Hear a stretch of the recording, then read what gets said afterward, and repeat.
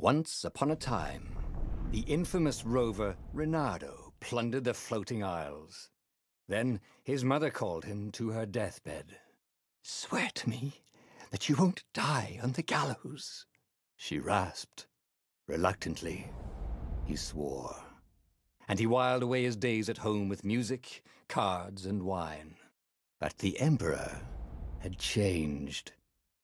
He'd been good once, a shy, almost humble toad. He'd built universities.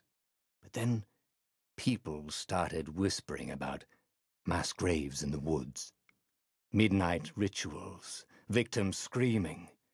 The Imperial Ravens would round up entire villages, and no one ever returned.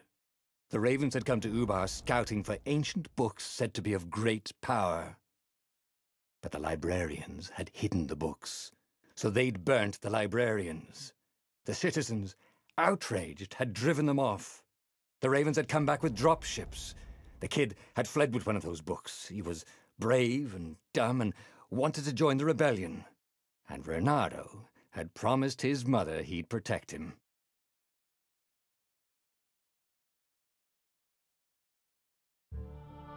The kid was looking down, watching his city burn. "Sorry, kid," Reynardo told the kid. "Look, if we give them the book, they'll leave you alone." "My mother died for this book!" "I promised her I'd protect you." "Oh, damn it." The kid had run off. With the book, of course. So Reynardo had to run after him.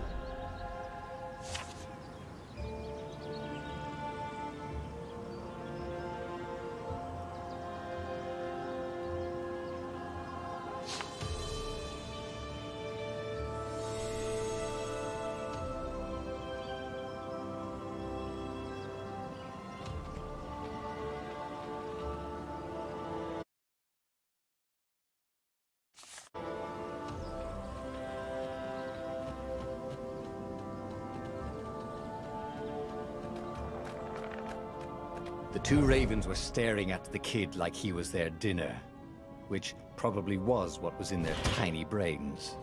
"Hey," Reynardo said. They cocked their heads at him. "Pick up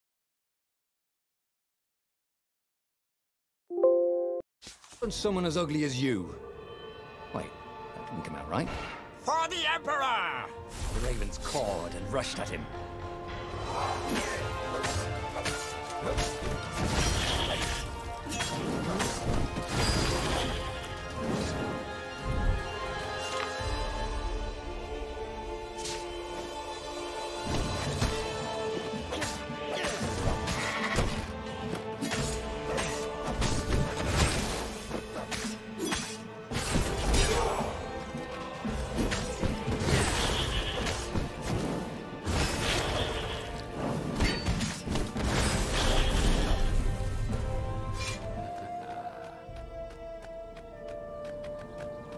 A dropship flew overhead. He hoped they hadn't noticed him. The kid.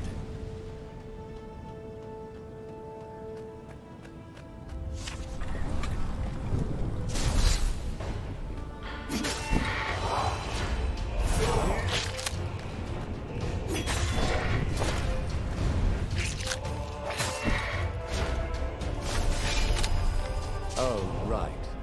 The Gate of Heroes. Someone's idea of a joke, making the Skyship docks a gated community. You needed a hero's sword to open it. And the kid was on the other side of the gate. "Who let you through? Promise me you'll take the book to the rebels, or I'm gonna steal your ship." "I'm not taking that damn book anywhere, and neither are you." "Try and stop me," laughed the kid. "I bet you don't even have a hero sword." And with that, the kid hopped away. Had to hand it to the kid. He was an idiot, but he had guts. Where was Reynardo going to get a hero sword?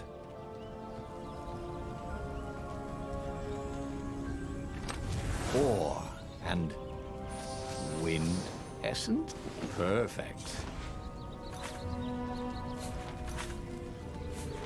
A hero sword. QED.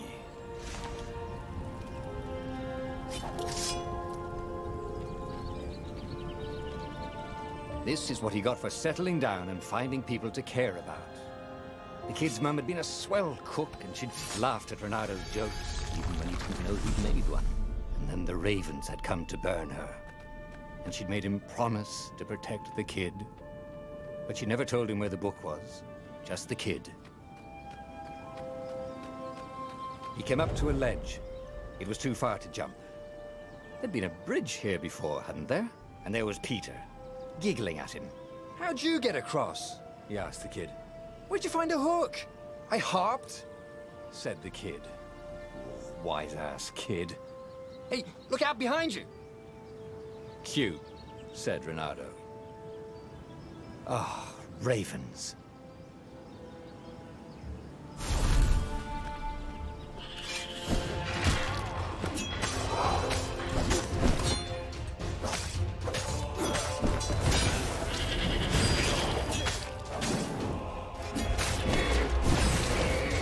It was time to talk some sense into the kid. He took his way across the ledge and chased the kid down. Thing was, he hadn't used his hook since he'd retired. How had he done it? Maybe if he meditated. At that altar there, he'd remember his old skills.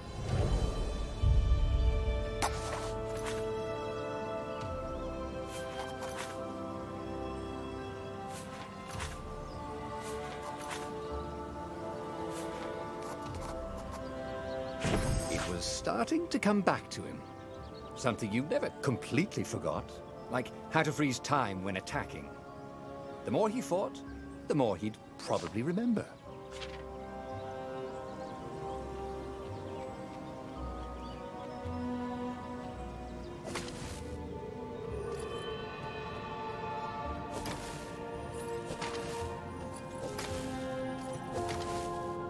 And there was the Farfarer. She was the fastest ship he'd ever known. She could do the Kestrel run in 12 furlongs. Oh, so the salesman had told him. And something told him the kid was about to walk into an ambush. "Stop!" he shouted. "I'm not giving you the book!" shouted the kid, and took off. "No! Peter!" But the kid ran for it, and a goggler nailed him with its eye-beam.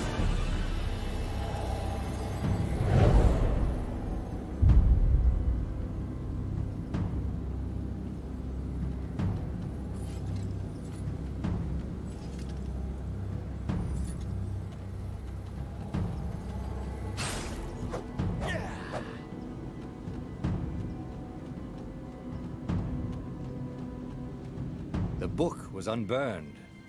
Next to it were the buckles from the kid's shoes, and a kid-sized pile of ashes. Damn it, why hadn't he lied and told the kid he'd take the book to the rebels? The kid would be alive now. Really pissed off and betrayed, but alive. Oh, damn it. Renado picked up the book. He couldn't let the Empire have it now. He was going to have to get it out of there. He'd be a wanted man. Probably have to join the rebellion just to have a place to dock. Well, he'd hated home life anyway. What was the big deal about this book anyway? Maybe he should open it and find out. All that had been years ago. How many? The war was a blur. And now 3 Raven scout ships were chasing him. "Where are you running, rebel?" cawed the Raven captain over the loudhailer. Renado could see them cranking up their catapults. "Just going out for milk?" Renado yelled back. "Where can you run?" laughed the Raven horribly. Far behind him, another city was burning. The dark cloud above its island was thousands of Imperial ships. The fleet was doing a thorough job. "Take us to the rebel base! I will spare your life!" it called. The entire jury-rigged rebel fleet was only a few islands to the east. Beyond that were only the pillars of heaven, a sea of endless blood-colored tornadoes. The rebellion was out of time, unless Renado could bring a game-changer. Maybe he could. Renado had found out where he could find the pieces of the Sky Ripper, the legendary weapon that had exiled the lost gods. Surely a legendary weapon could win the final battle. On the other hand, his old friend Lapino had sent Renato a desperate message saying he had a brilliant scheme to save the rebellion. If Renato could only rescue him.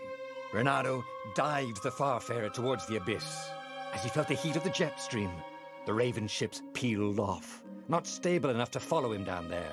Now it was time to choose.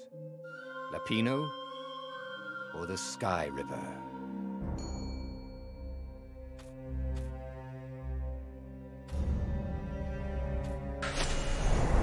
Lapino.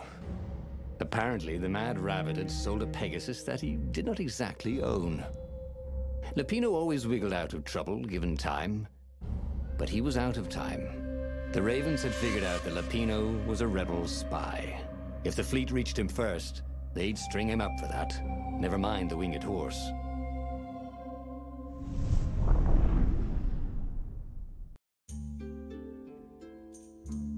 Lapino had apparently managed to confuse the judge by arguing that he hadn't actually stolen a winged horse. He'd only sold it. But wait, where was the prison? The village was empty. Had everybody fled the Ravens?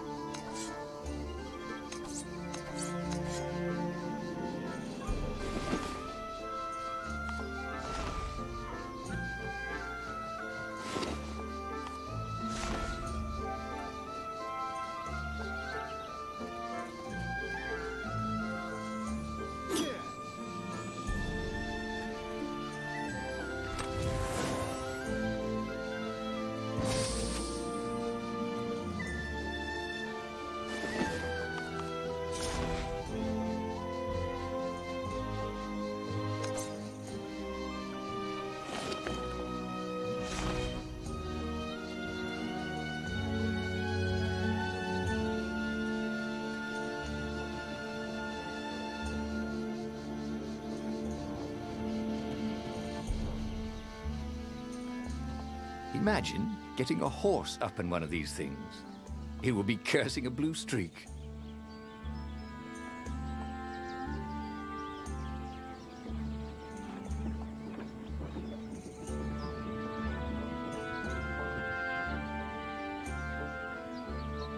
The Ravens had taken the town. Renato had seen villages emptied like this. All the people taken away to be sacrificed in the Emperor's secret rituals. Renato hoped the people were just hiding. Renato's blood was up. He just needed to smash something.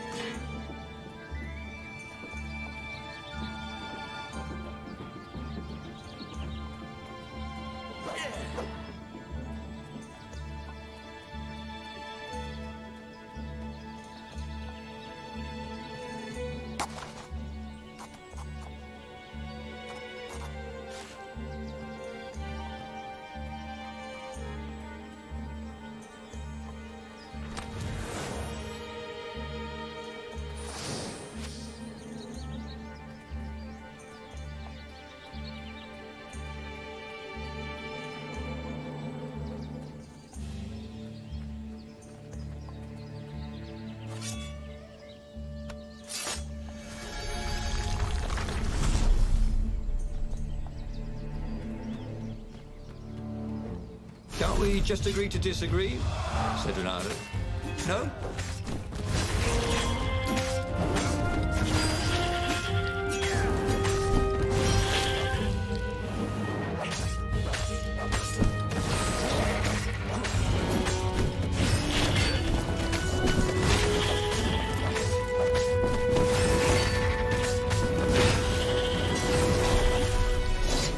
Ravens were landing everywhere. The advance guard. He'd better get moving. If they got to Lapino first, they'd eat him for breakfast. Or a snack. Ravens weren't picky. If they got hungry, they sometimes forgot to interrogate their prisoners. Even top spies like Lapino. Where had the mad rabbit got to?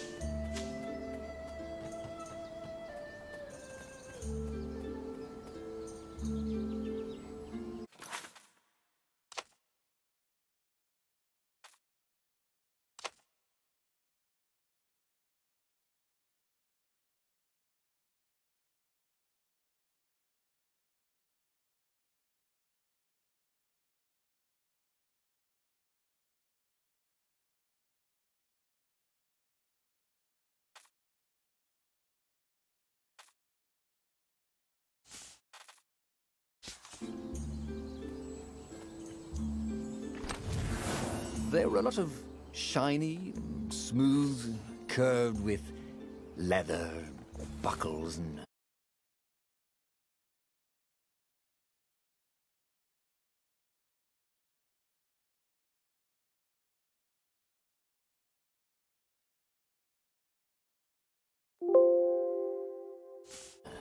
kind of smelled,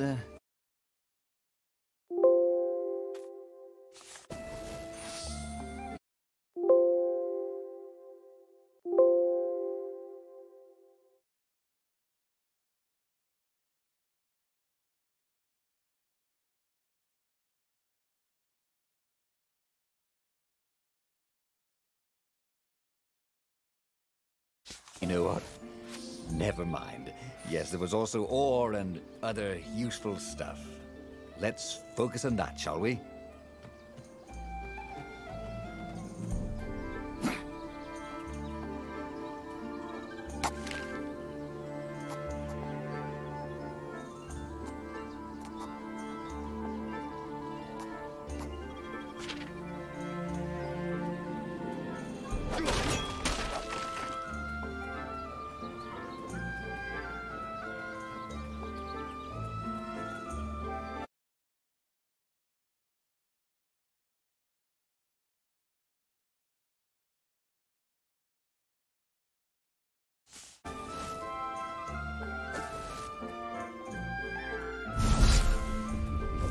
Come over here.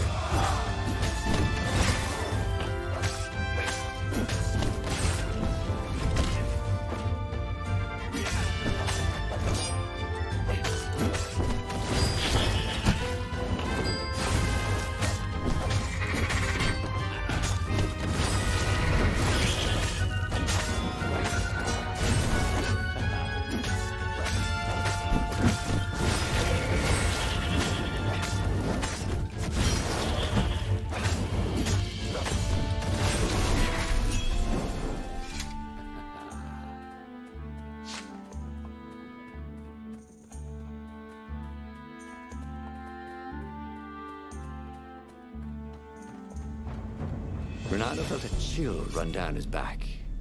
Or possibly a flea.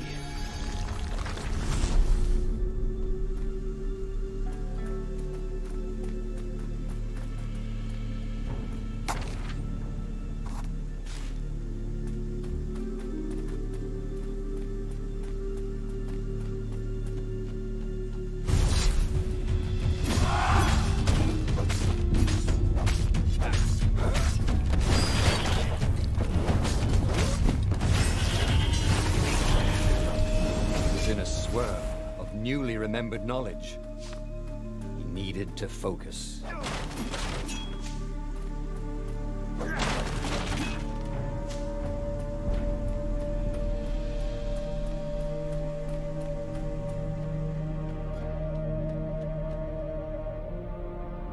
Dirty and bloody, Renato finally reached Lapino. The rabbit was practicing his shuffle.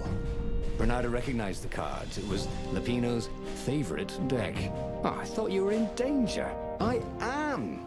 The ravens are coming. Oh, the prison thing. Right, yeah, we see this guard owed me 53 ducats, so we made a deal.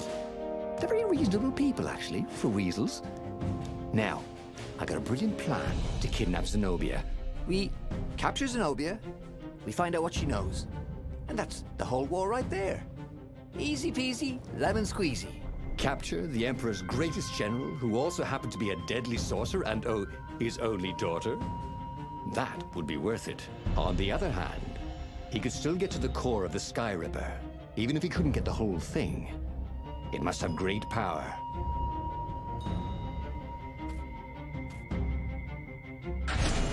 To make the Sky Ripper, the Transcendent Emperor had wrapped an armature around the eye of a god.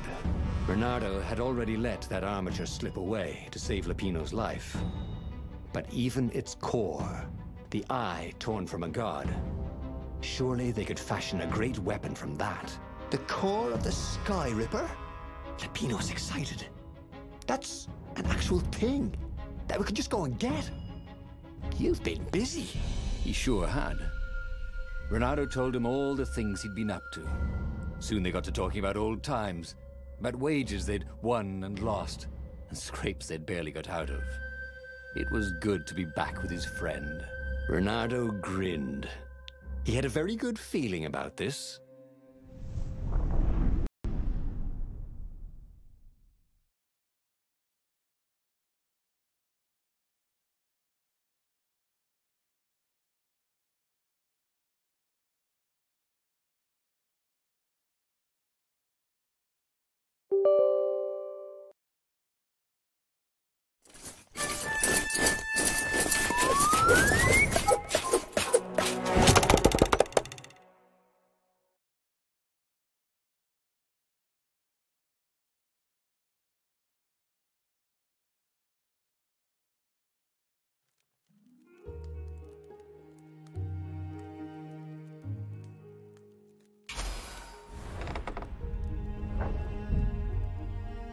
Dirty and bloody, Bernardo finally reached Lupino.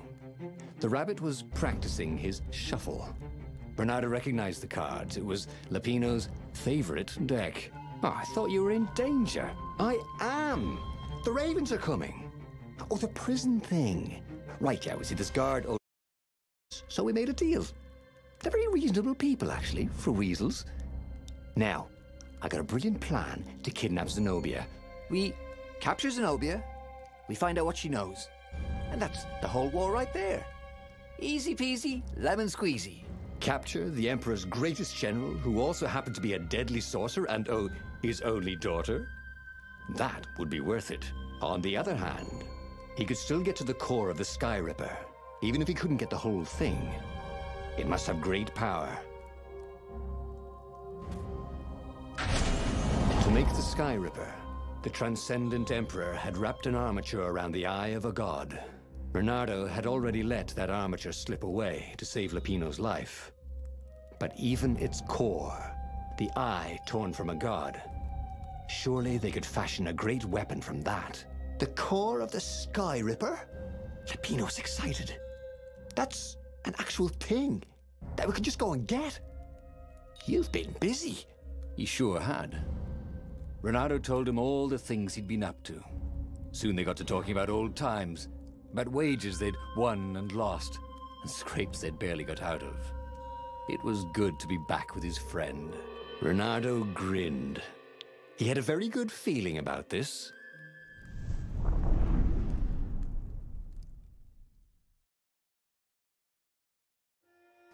It's beautiful here, thought Bernardo. He was thrilled to be back with his old war buddy. He'd missed the mad rabbit, but something was not quite right.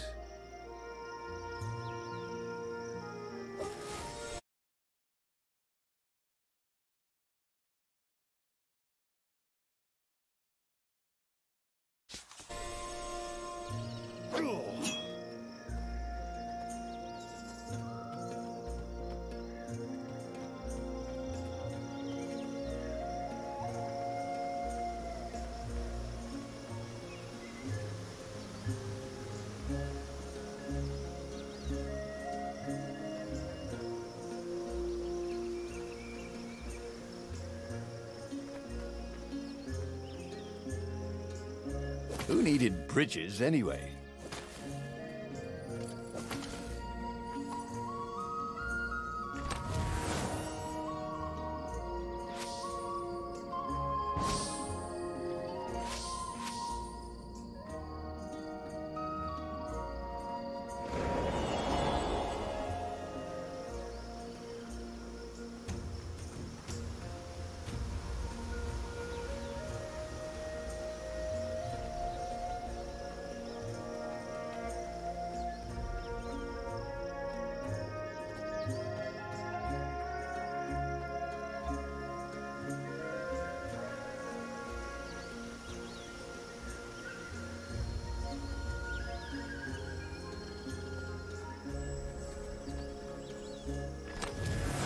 Bernardo had been to a dungeon once where all the chests had teeth and eyes.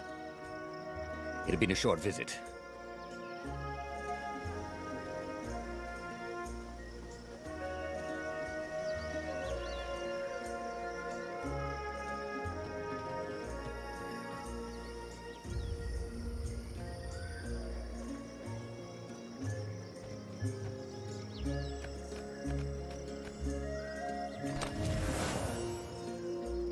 I wonder what I could make with all these sword crafting materials, thought Bernardo.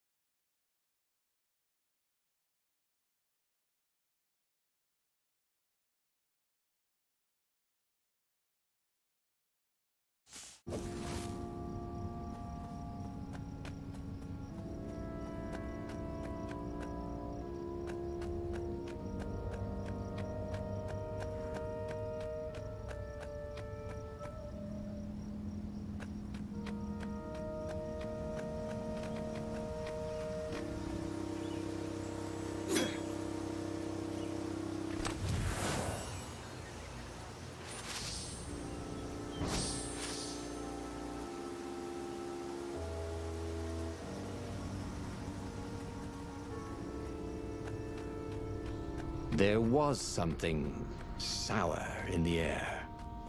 Like the earth had ruptured over something that had been fermenting for a very long time.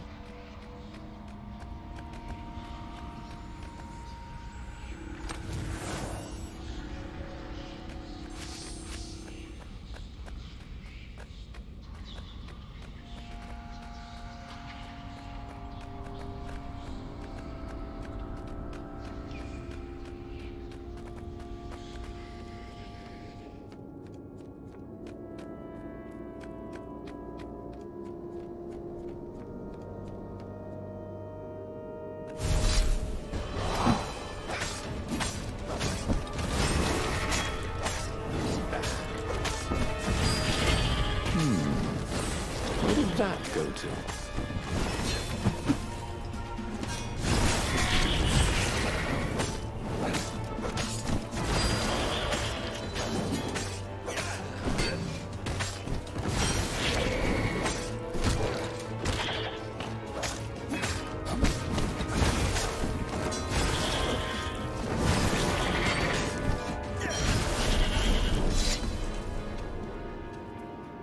Bernardo felt wrong all over. He could feel an almost palpable sickness in the air. And if the land could have tumors, they would look like these monstrous crystals. The forest was quieter than it had been. There were insects, but few birds, if you didn't count the ravens.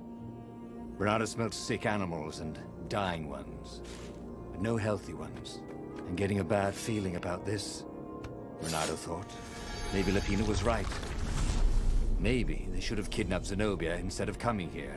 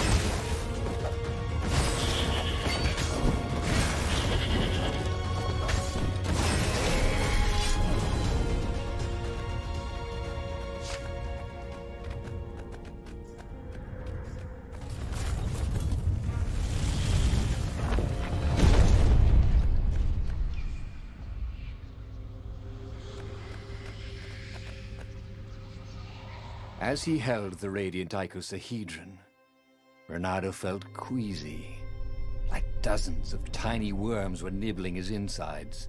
It wasn't healthy to be so close to the eye of a god. How could he use it?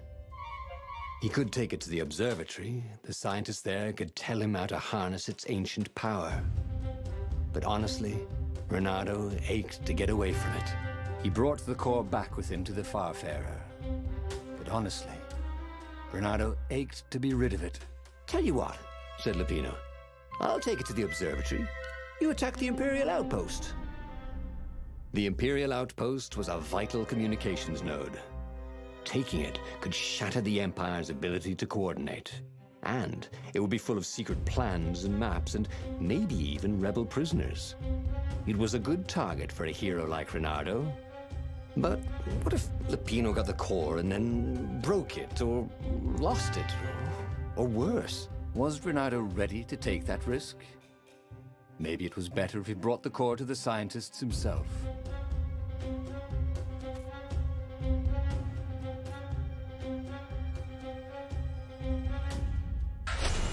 Lupino was a touchy rabbit.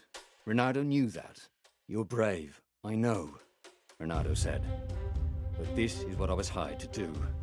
At least let me run ahead and warn the scientists you're coming. So, Lupino was intent on being a hero, just like him. War made sensible men crazy for glory, and Lupino had never been sensible. But what was the harm? Lupino might well trip over a hornet's nest of ravens. But that was better than ravens lying in ambush, wasn't it? They finished the trip to the Nexus in silence. Renato had no sooner rescued his friend than he was putting him back in danger. All right, he finally said as they landed. Go.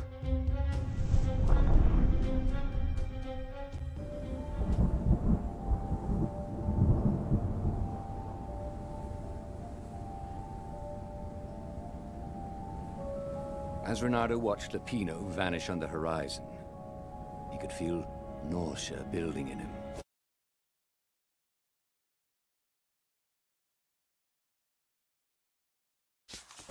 He felt ill. Would his knees really be aching this much? But how could he have handed the core off to Lupino? That was a recipe for disaster. Renato, smash!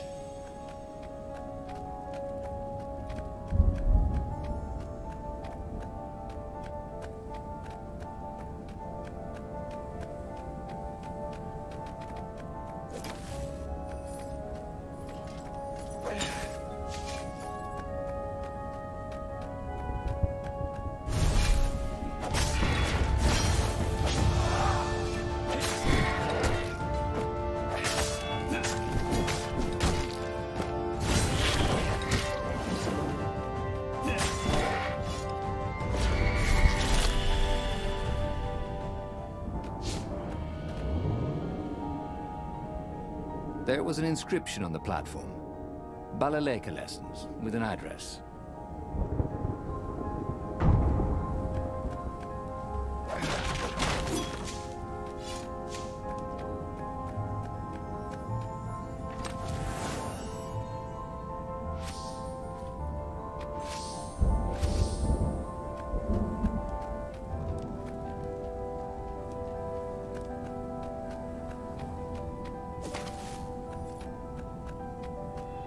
Renato felt like he was ready to learn new things.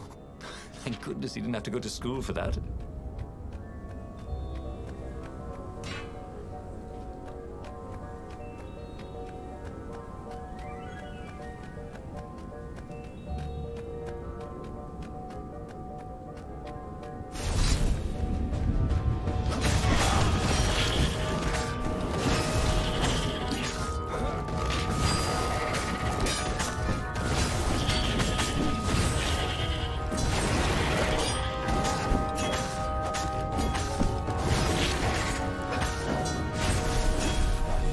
Felt ready to take on new powers.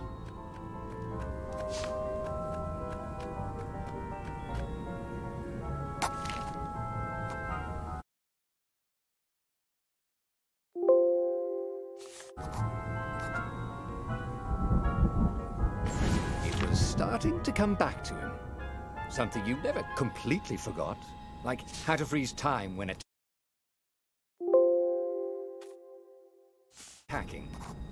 The more he fought, the more he'd probably remember.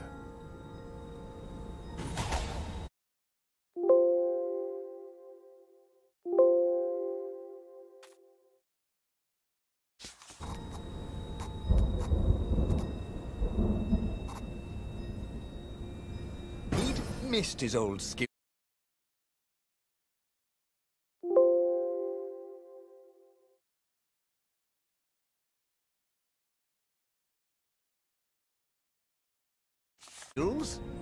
He welcomed them back like it was at a reunion.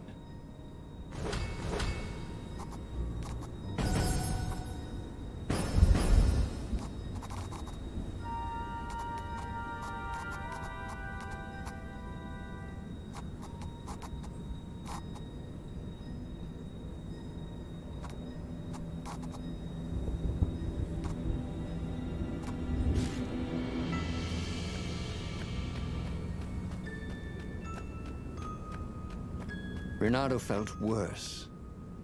All his joints were aching now. He'd been through beatings that felt better than this. So the core had a kind of poison that could harm you without even touching you. That's new. Well, it had power. The rebellion needed something with power. And how was this any worse than a sword wound? Well, a death by sword was sudden and fair. This was just squalid. A piecemeal death, like old age. Don't look down, he thought.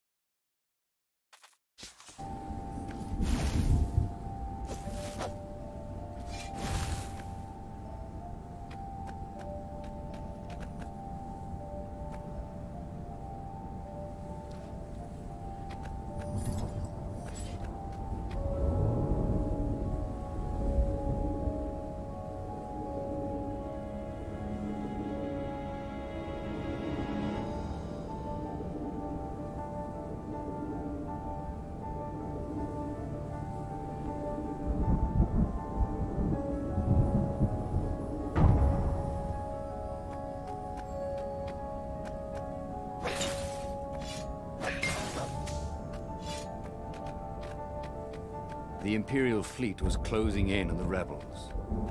And what had Reynardo accomplished? He'd rescued Lupino, but ignored his plan. Now he was dying of the core's poison.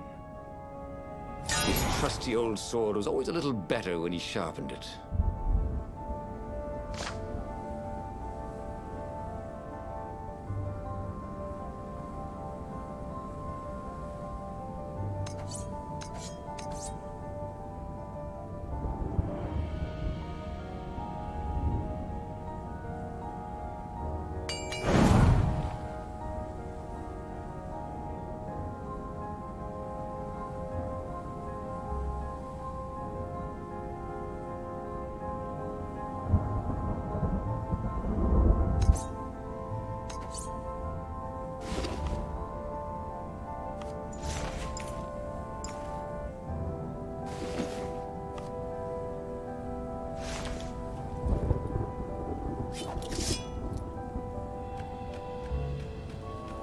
Building these platforms was so expensive, they'd run out of budget for guardrails.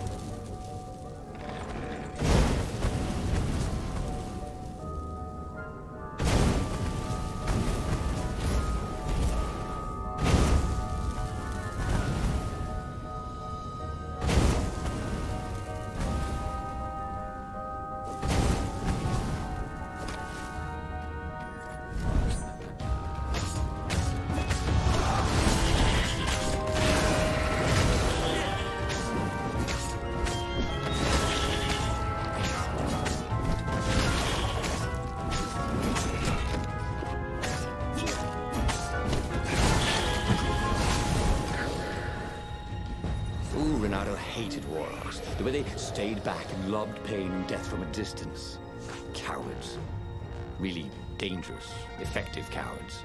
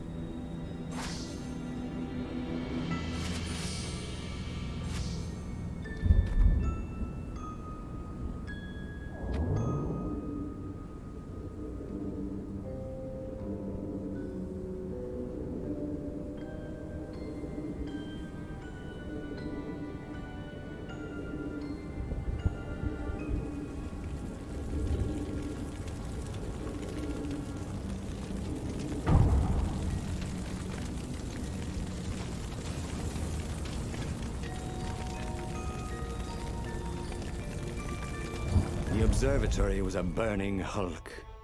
Dead scientists everywhere. Bernardo found the mad rabbit cowering under a desk. The Ravens. They must have known we were coming, said Lupino. How did you... Well, see, I was doing a card trick with my lucky deck, and I kind of bobbled the cards, so I went under the desk to gather them up, and boom! I guess we'll have to take the car straight to the secret base. The secret rebel base. Yes. They had engineers there. But wait. Calaveras, the sage in the mountains. Maybe he would know what to do with the naked core.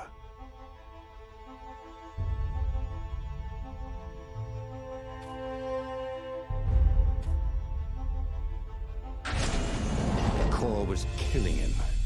He needed help. The sage, Calaveras, had given him the maps to find the armature and the core. If anyone knew the true name of the Transcendent Emperor, if anyone knew how to assemble the Sky Ripper, Calaveras did. If anyone could heal Reynardo and render the core safe, at least to its bearer, surely it was he.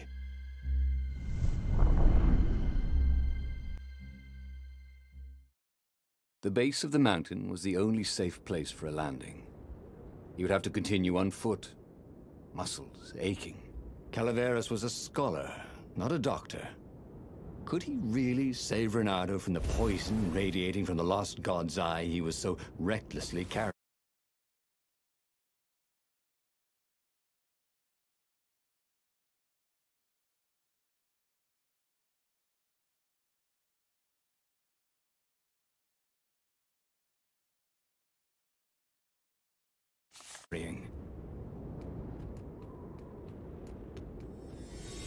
If I craft a sword now, it's going to be really short.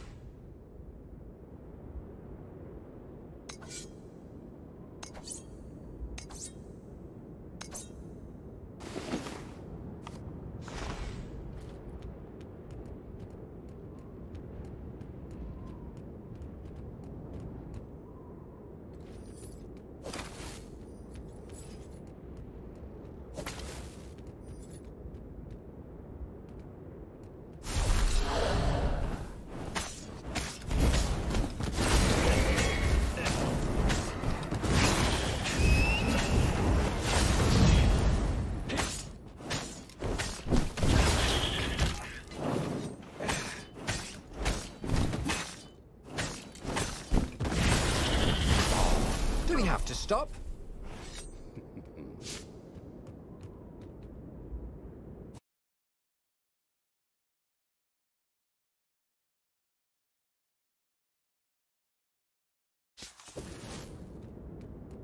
Oh, this was not a fun way to die. Even if he survived.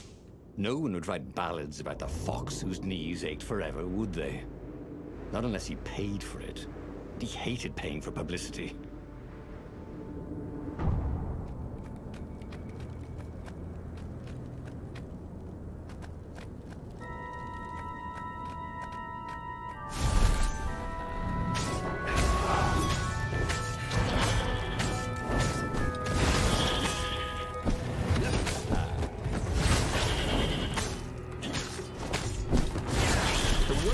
about ravens was, they never dropped any loot, and no one ever wanted the feathers.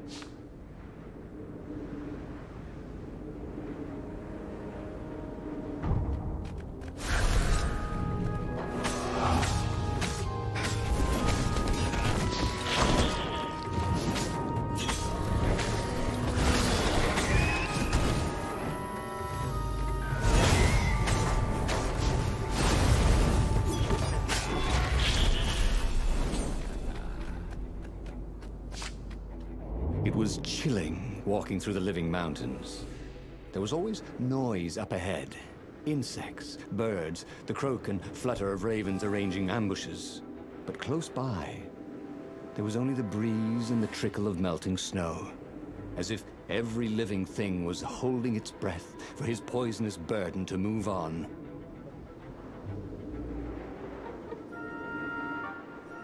Renado's paws were getting numb. Calaveras really didn't want company, did he?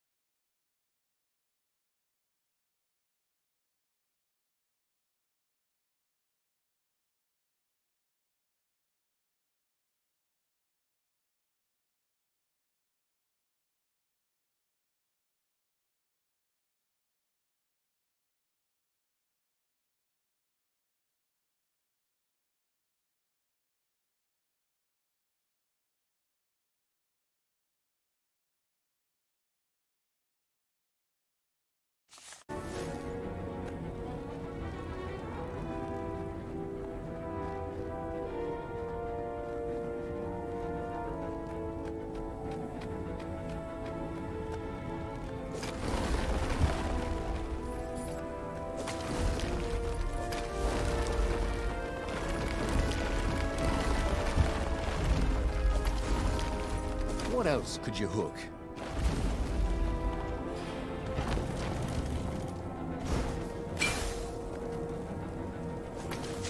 Renado wasn't sure he should have rescued Latino. He could have had the Sky Ripper. Now all he had was the core, and it was killing him.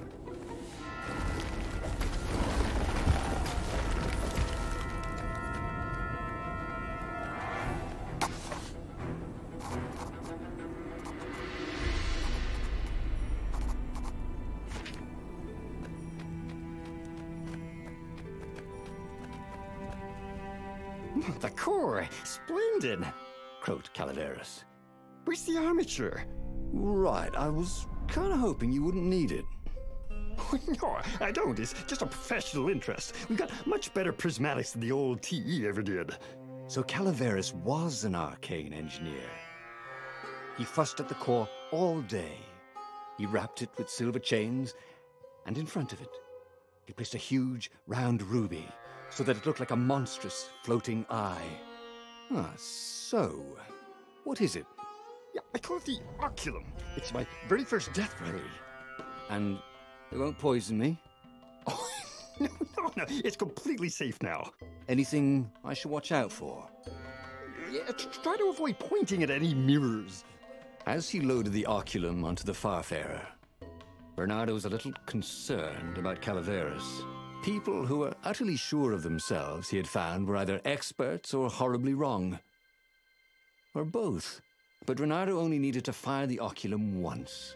He only needed to destroy one ship, the Emperor's ship, and the war was over. Renardo plunged into the Imperial fleet. He felt the Oculum humming. He no longer felt sick. This was going to be fun. Or at least, it was going to be over.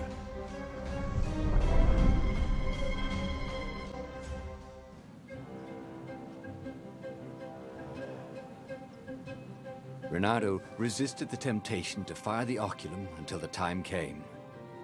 He could sense its arcane energies yearning to escape the sage's wrappings. But it wasn't eating him alive.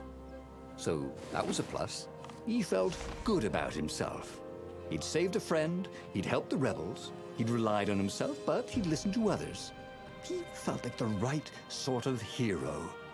Wise, yet decisive. Calaveras had been so sure it would work. Maybe he could fire it just a few times.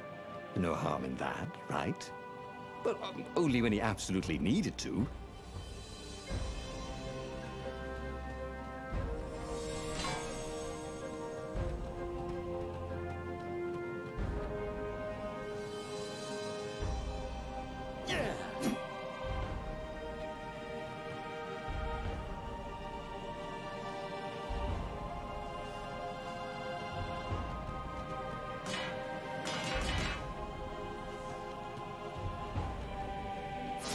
Sharp? Check. Pointy? Check. Flexible? Check. What else do you need in a sword?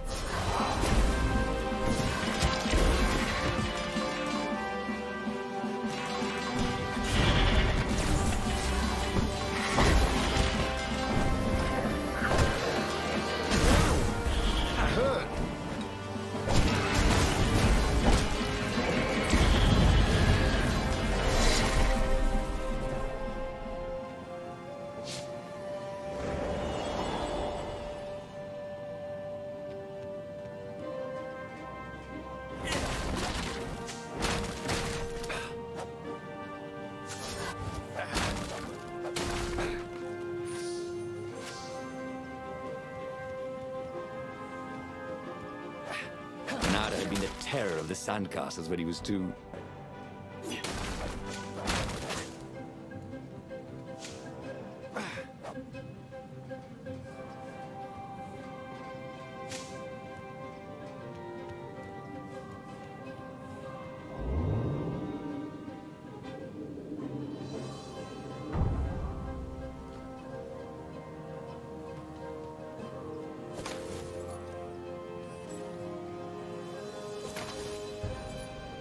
Renato wondered if his future self had commissioned these poles.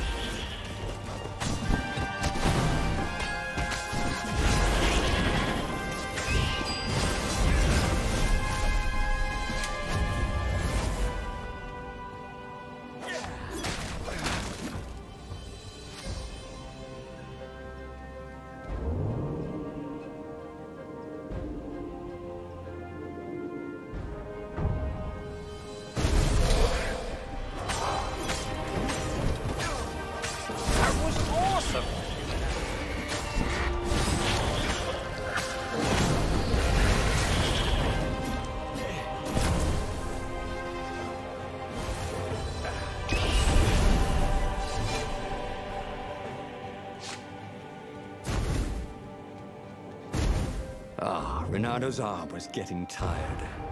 The core was no longer eating at him, but he still felt weak. His stamina was shot.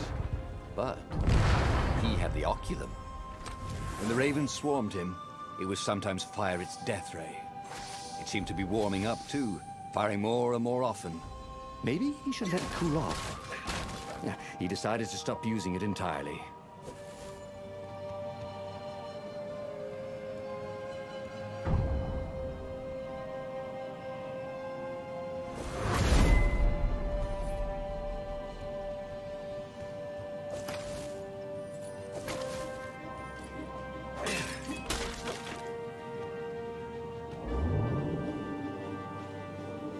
These platforms were great.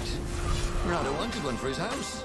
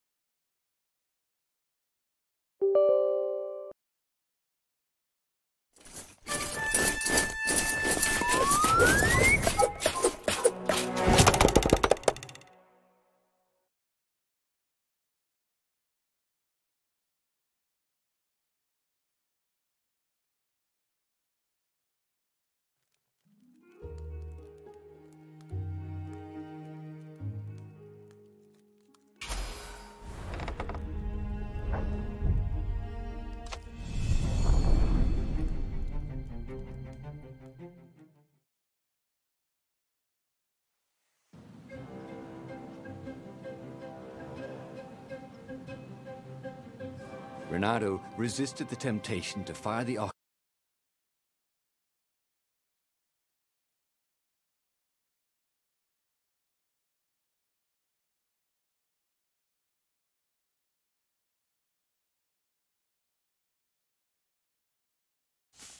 until the time came. He could sense its arcane energies yearning to escape the sage's wrappings. But it wasn't eating him alive.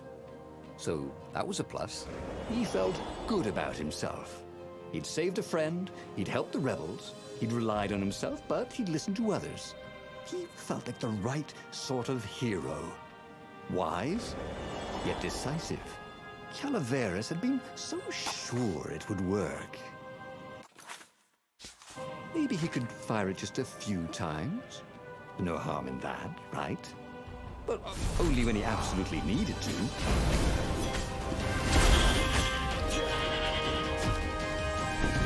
That was awesome!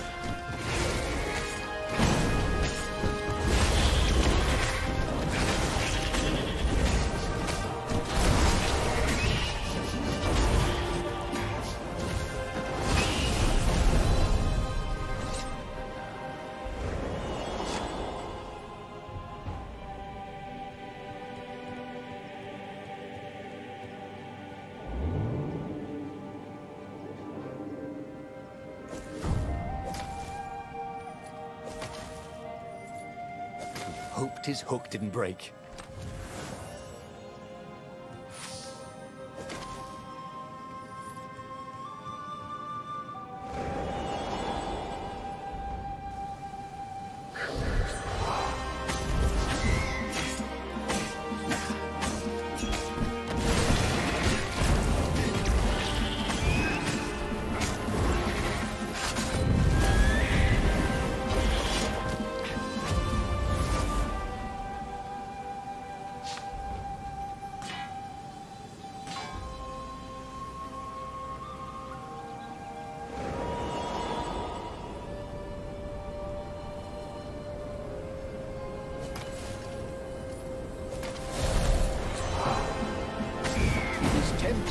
Just stand on the device and let it do all the killing for him.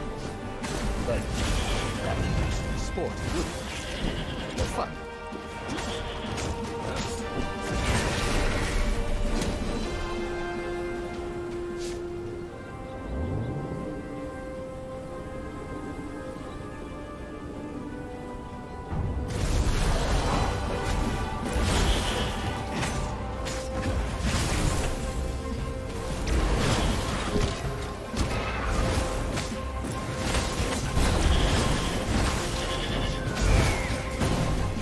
Good to practice your moves, thought Reynardo. Keeps you limber. Reynardo's arm was getting tired. The core was no longer eating at him, but he still felt weak. His stamina was shot. But he had the oculum. When the ravens swarmed him, it would sometimes fire its death ray. It seemed to be warming up too, firing more and more often. Maybe he should let it cool off. Yeah, he decided to stop using it entirely.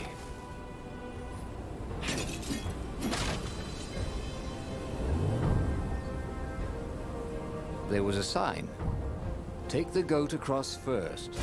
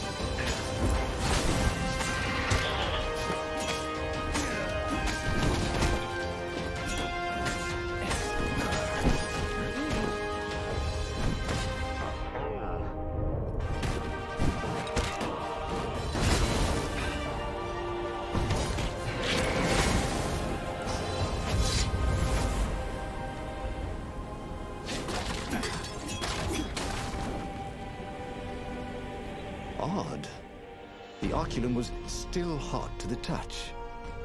He almost thought it was getting even hotter. Well, that was ridiculous, of course. Anyway, he'd only to fire it one more time, and then he could chuck the whole contraption into the abyss, and the Emperor's ship was now in range. Reynardo squinted. He could make out the line of ravens protecting the ship.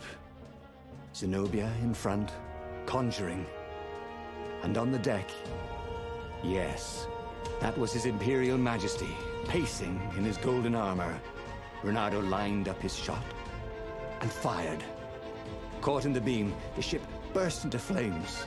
The ravens and Zenobia exploded. The Emperor, too, exploded. Reynardo waited for the beam to stop, but it only got brighter, and the oculum hotter.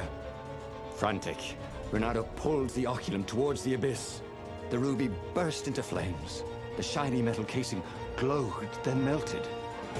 That was good. Now the core could cool off, right? Reynardo ran. The blast incinerated him instantly, along with both fleets. The shockwave could be felt across all Erda. That winter, with neither Empire nor rebels to rule them, the islands slid into banditry. And so began the Second Age of Darkness. Okay, that was weird. He could have sworn he just died. Instead, he was on the Farfarer, sailing away from Ubar. And it was still burning. He'd fled burning Ubar years ago, hadn't he? And now he was back there. Had all those years fighting the Empire been nothing but a vision into the future? A useful vision if it was true. He'd learned something. The core was powerful, but dangerous if used improperly.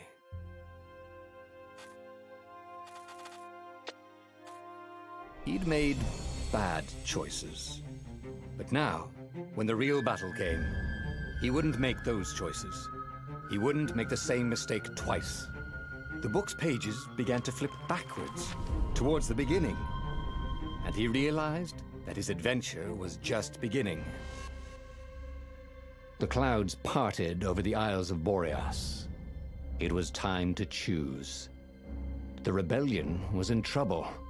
Ravens were scouting for the secret rebel base. They needed a game-changer. Pieces of the Sky Ripper had surfaced. Reynardo knew that using it could go catastrophically wrong. But he was sure he could figure out how to use it safely. Also, a temple had risen out of empty desert. The Emperor had brought the Sky Ripper pieces up out of ancient burial by his obscene rituals. Could this be where the Iblis Stone was hidden? Someone better get it before he does, thought Reynardo. On the other hand, his old friend Lapino needed rescuing. Lapino was no game-changer, but could Reynardo really leave an old friend to the Ravens? The island was windswept desert. No one went there except ostriches and ostrich hunters. The Iblis Stone. It sounded ominous. It sounded powerful. If the Emperor was searching for it, it must be dangerous. And so, Reynardo went ostrich hunting.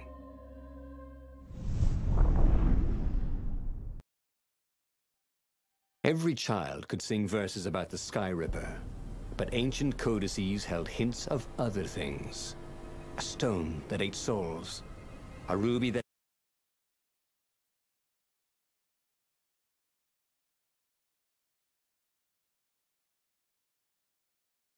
drank blood.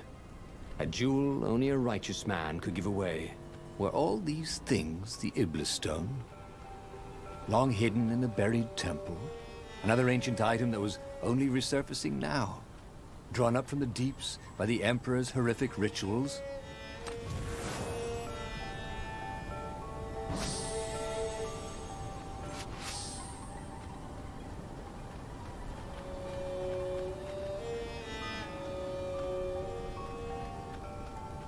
A crafting bench. Reynardo wondered what he could make with it.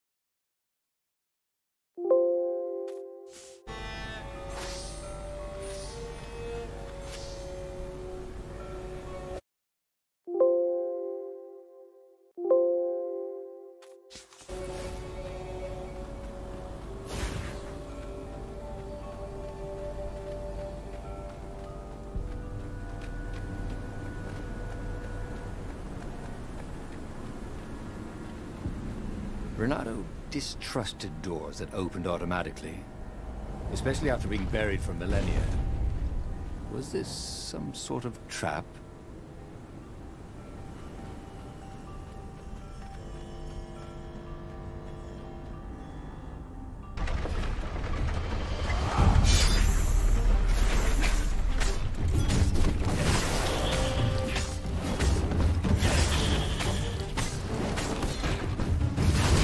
Say hi to gravity for me.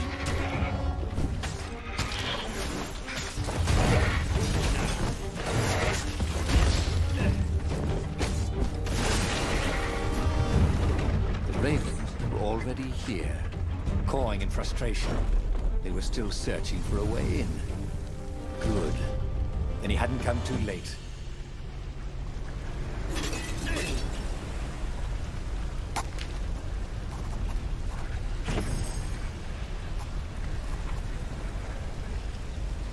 This was way better than being able to shrink down to the size of an ant.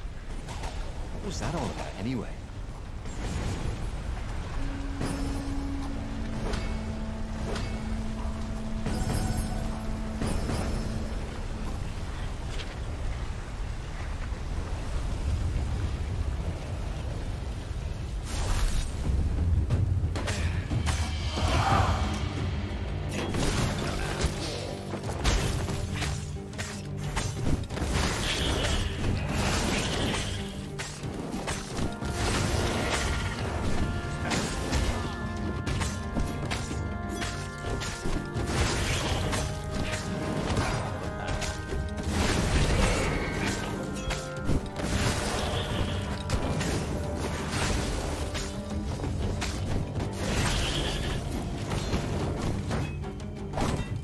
Those sheaves were really very well made, weren't they?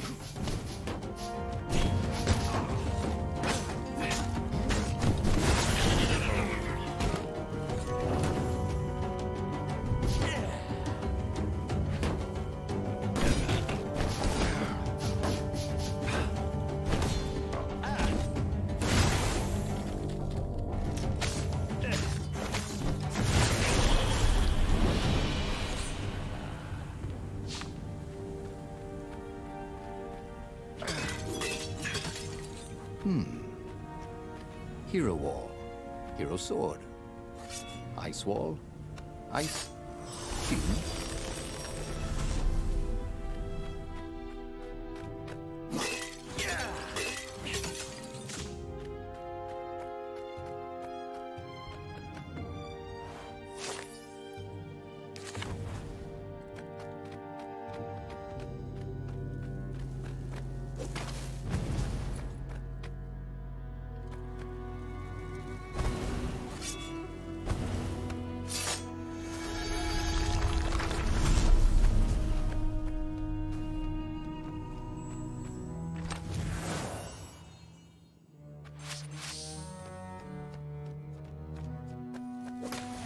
Once you try it, you're hooked.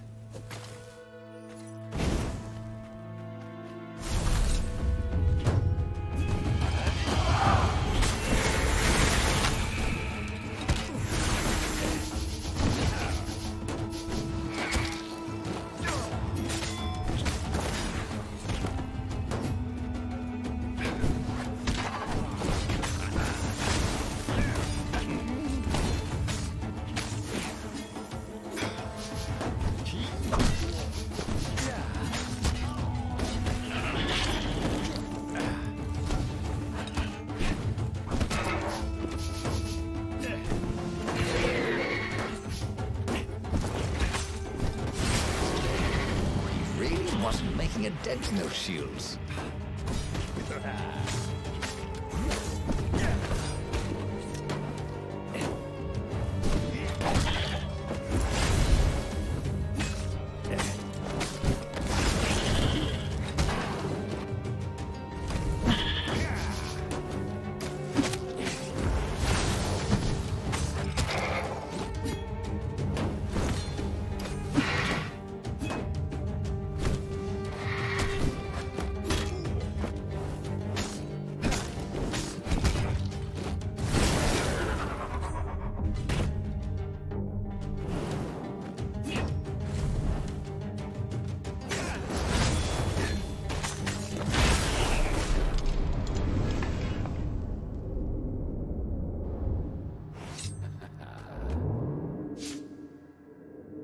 Good thing Renato didn't have vertigo.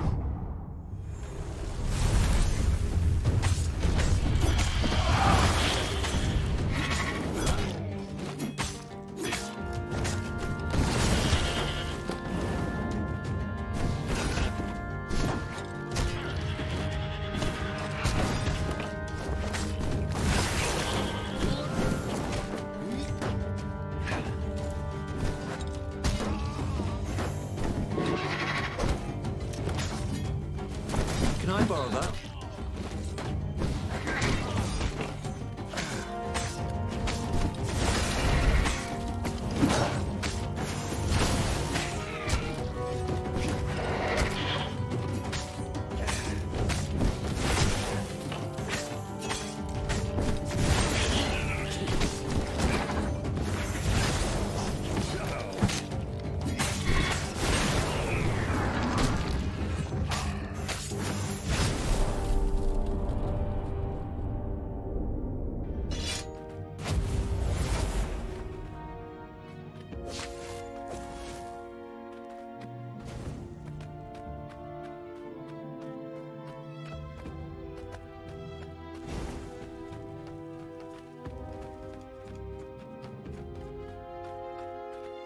Renato hoped his mother wasn't watching.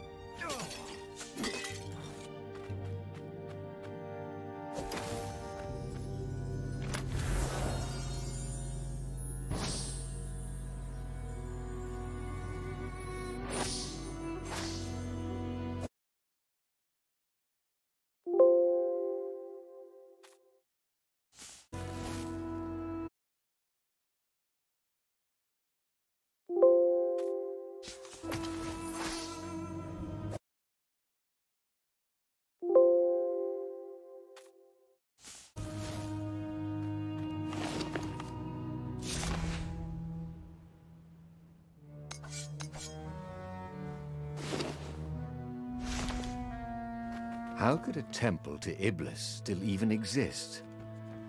The Transcendent Emperor had destroyed all the shrines of the lost gods after exiling them. Had it been buried in that long-ago battle? Or had Iblis foreseen his fate and hidden it from his enemy?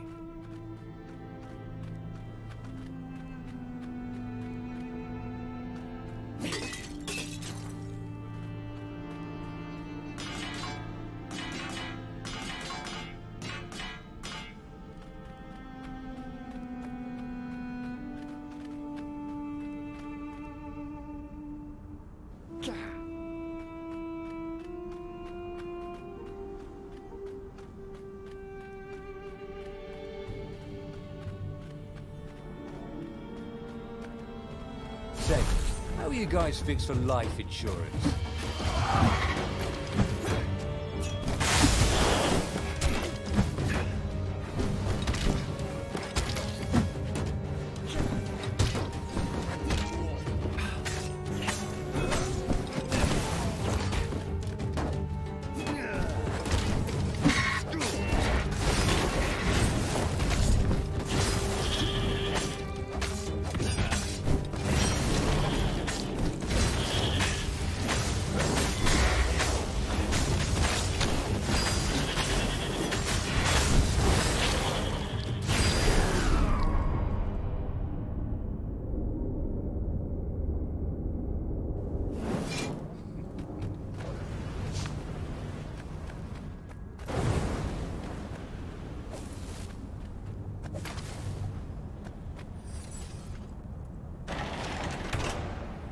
The Ravens at least could not get past this point. Obviously, the temple builders knew how to deal with tomb raiders.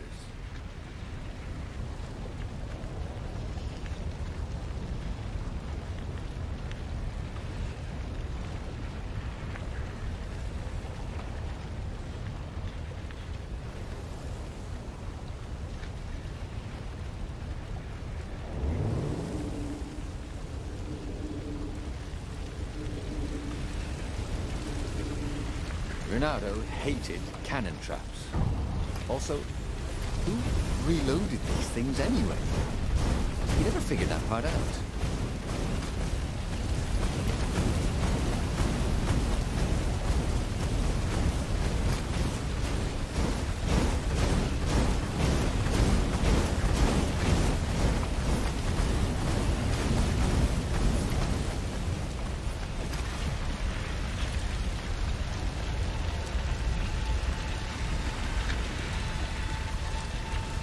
was a stone of the purest blackness.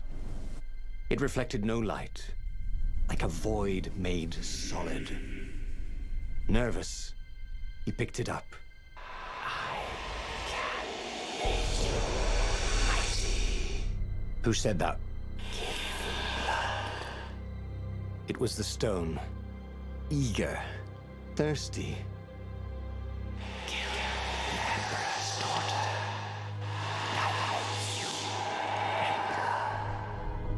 That seemed tempting and terribly wrong. Zenobia was the Emperor's greatest general and a potent witch. But they had been close once, and Reynardo wasn't sure he really wanted to be Emperor. Why not capture the core of Skyripper instead?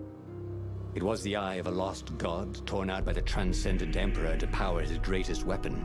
"It's the core," said the stone anxiously.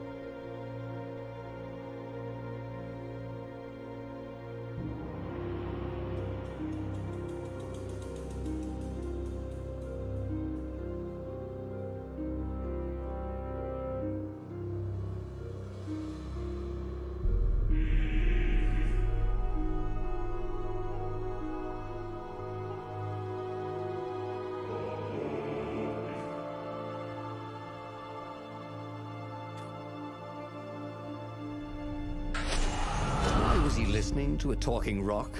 Ah, but the rock had a point. If the stone could truly turn him into a powerful warrior, he could defeat the Emperor with the very weapon the wicked old toad had sought for himself.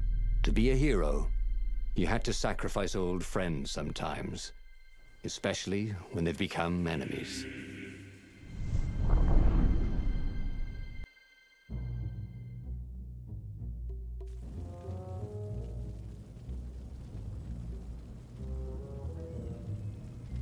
As he placed the impossibly black crystal in his gauntlet, Reynardo had a sudden vision. Charred fields covered in dead ravens below a black sun. Was it the time of the lost gods before the Transcendent Emperor? Was it the future? Feed these souls, it whispered. Take the power. He could feel the stone's hunger for souls, its thirst for blood. All right, I get it. This was going to be interesting.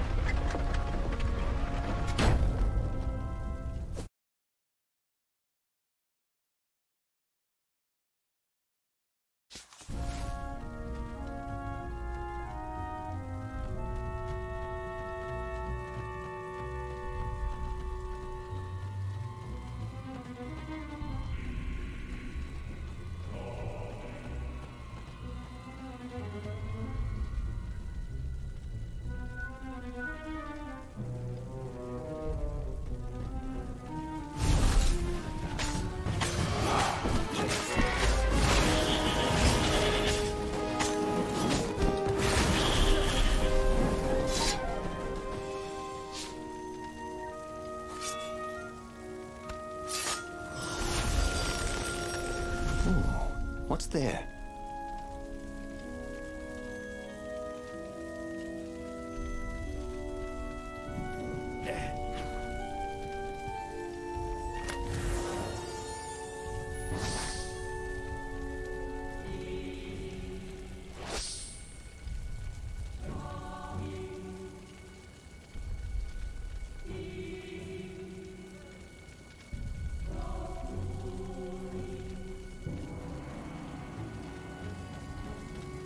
gogglers. Renato hated gogglers. It was almost impossible to sneak past them. If one didn't spot you, another one would.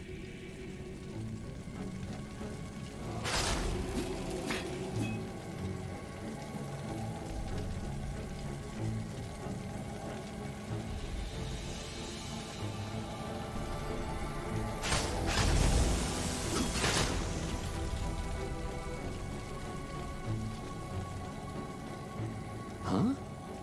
A lever? That was new. Most people still use doorknobs.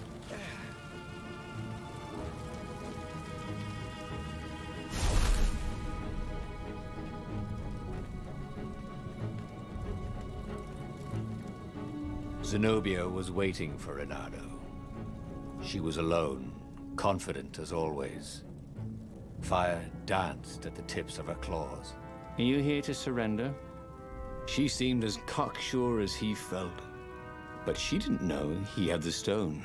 And I've missed you too, love. He chuckled. She spotted the stone and bolted without another word.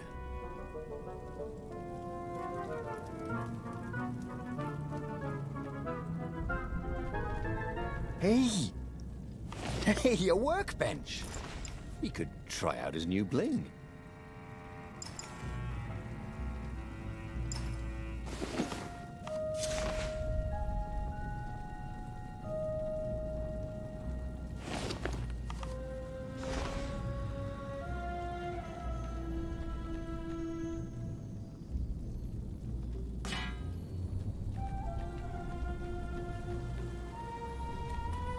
Yeah!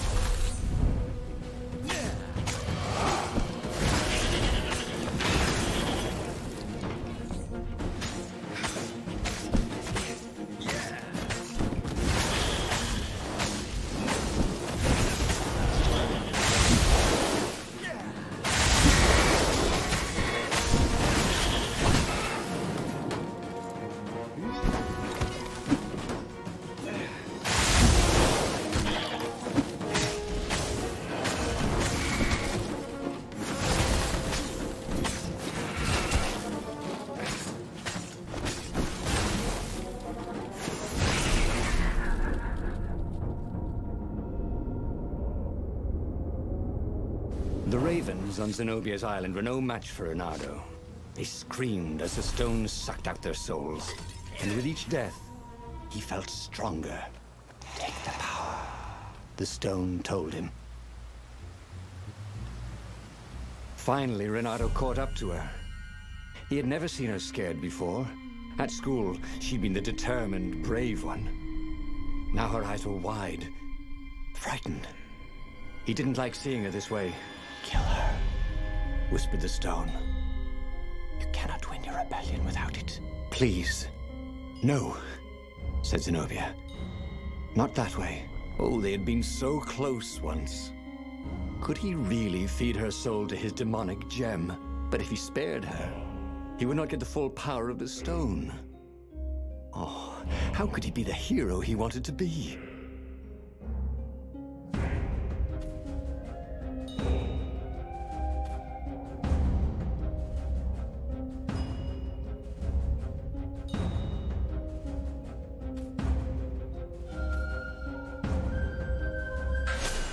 Renato hesitated. Zenobia was his greatest enemy. She was the Emperor's daughter and his greatest general, and the single person Renato least wanted to remove from this world, especially that way. She was holding her arms out before her, hands fluttering, fending him off with hopeless urgency. Nope, she was weaving a spell. He couldn't move.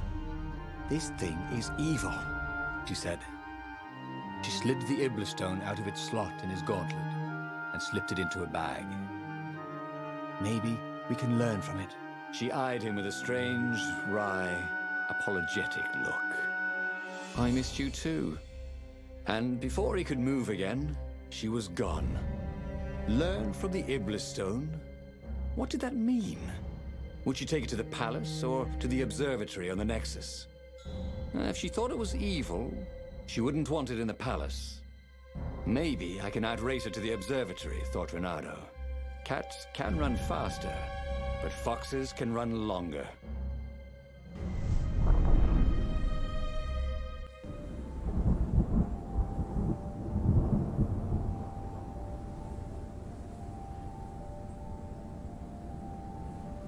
Reynardo felt a little sick. Ever since Zenobia had taken the stone from him, he'd felt an ache that wouldn't go away. He missed it. He wanted it back. He needed it back. Why?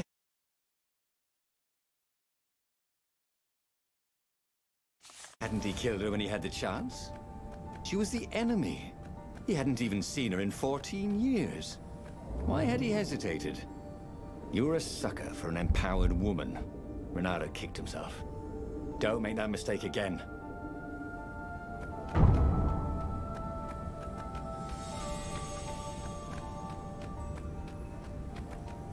Whee!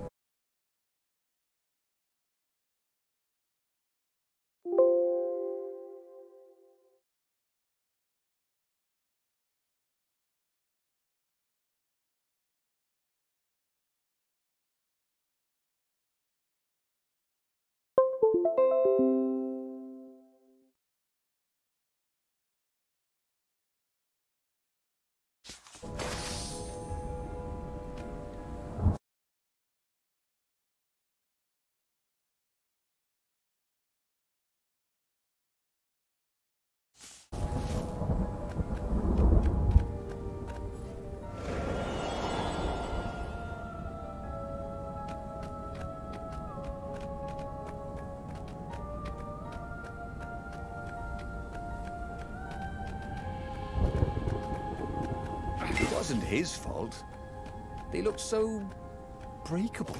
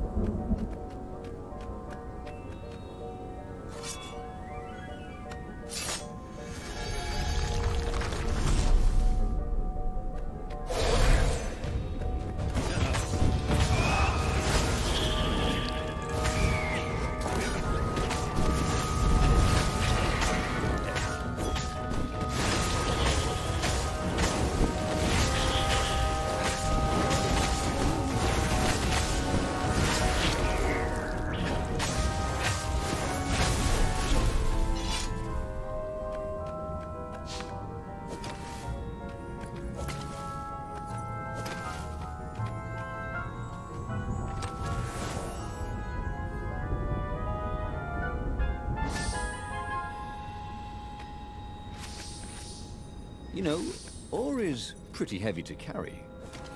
You know what's not? A new sword. Zenobia thought the stone was evil. Was it? He longed to have it back. He'd felt so good killing ravens with it, and yet he'd felt unclean ever since he'd touched it. She confused him. She'd made him want to be a better fox, and then she'd abandoned him. Never telling him she was the Emperor's daughter. Never contacting him since. Well, who was she to tell him the stone was evil?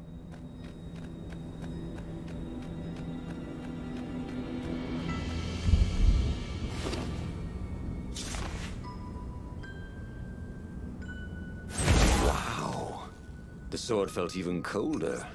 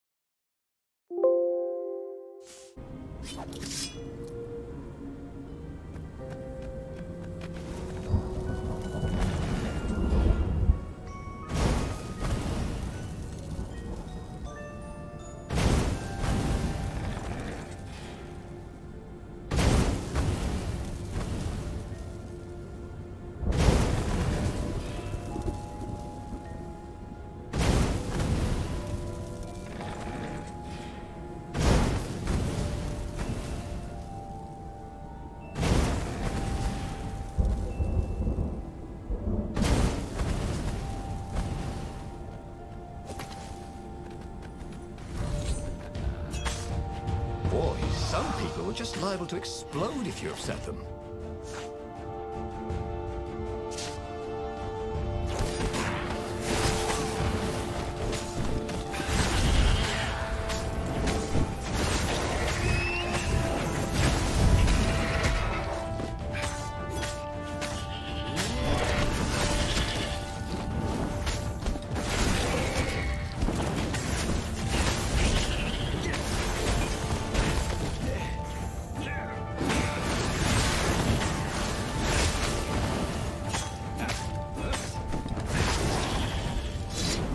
All coming back to him. He wondered what he'd remember next.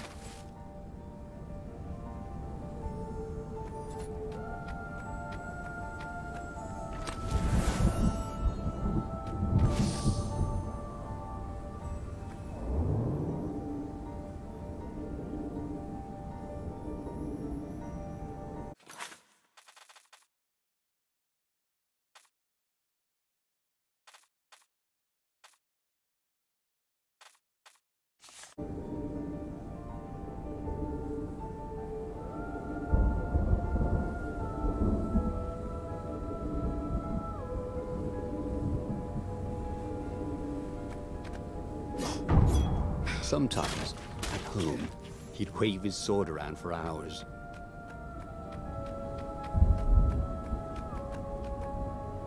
The scientist's toes were pointing arcane instruments at the stone and looking at it through prisms and reflections. Mine, said Reynardo as he took back the stone. Well, we need it for science, croaked the toads. So he killed them. He felt better immediately. Smarter, too. I thought you'd never come for me, whispered the stone. Then, a far-speaker toad croaked in something like Zenobia's voice. Reynardo, leave the stone with the toads. It will swallow your soul. You'll kill everyone you love. But Reynardo had an army to lead, an empire to bring down.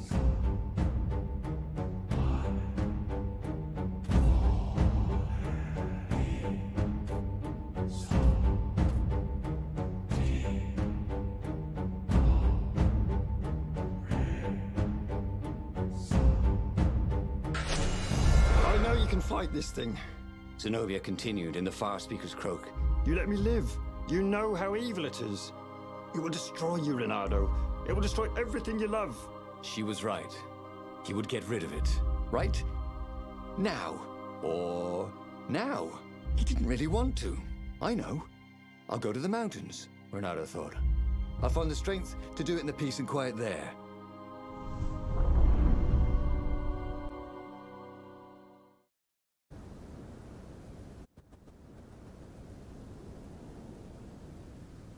As the Farfarer landed at the foot of the mountains, Reynardo was surprised to find Lapino there.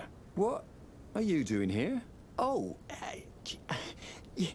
you wouldn't believe it. I was stowed away on an Imperial courier ship, dressed up as a combat nurse carrying a general's beak transplant. This is not a great time, said Reynardo. That's when you need your friends, said Lapino. I just need some peace and quiet, said Reynardo, and grimly set out of the path.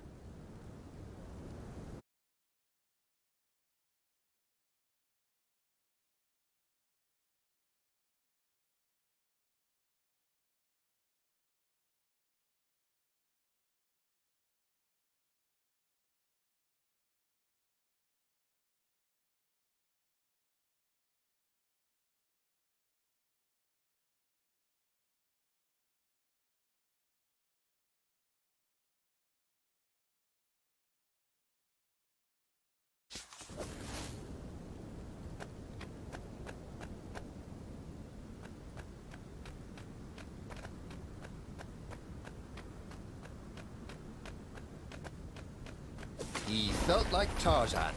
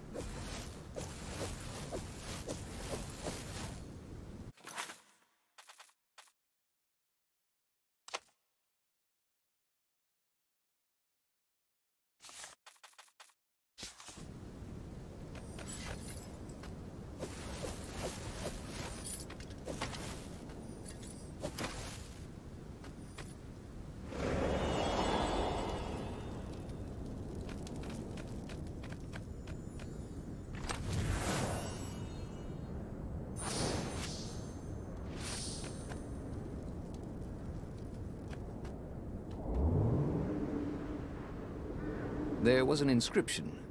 Praise the sun.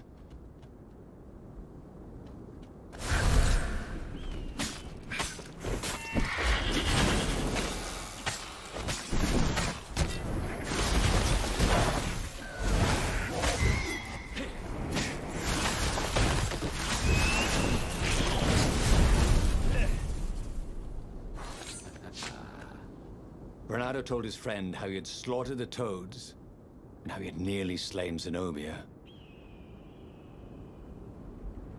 A terrible burden, this Iblis stone, sympathized the rabbit. Yeah, but I need it.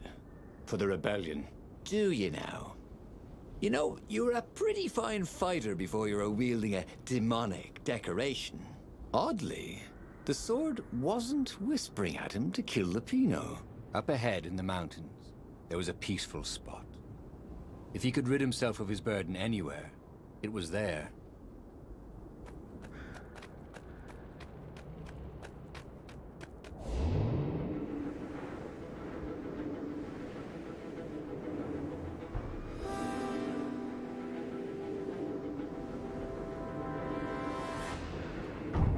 Oh, what does the fox say? Asked one raven. Another one called back. Oh, I'm dying! They both laughed hysterically.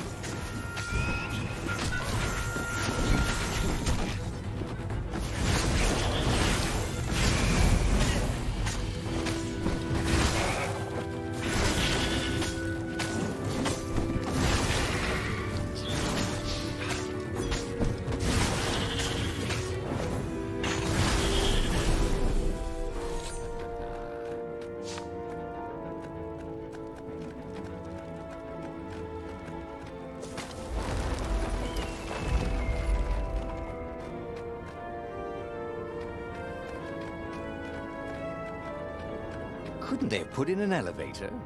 Or a giant eagle? Or something?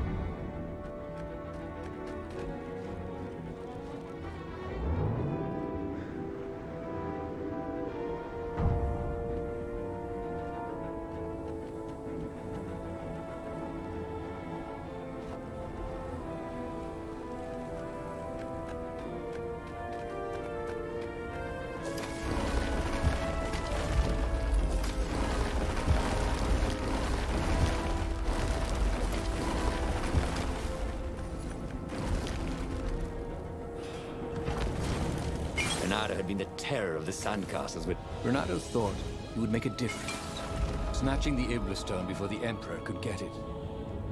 And it would destroy him. Zenobia and Lupino, they were both trying to save him. Peace. That was what he needed.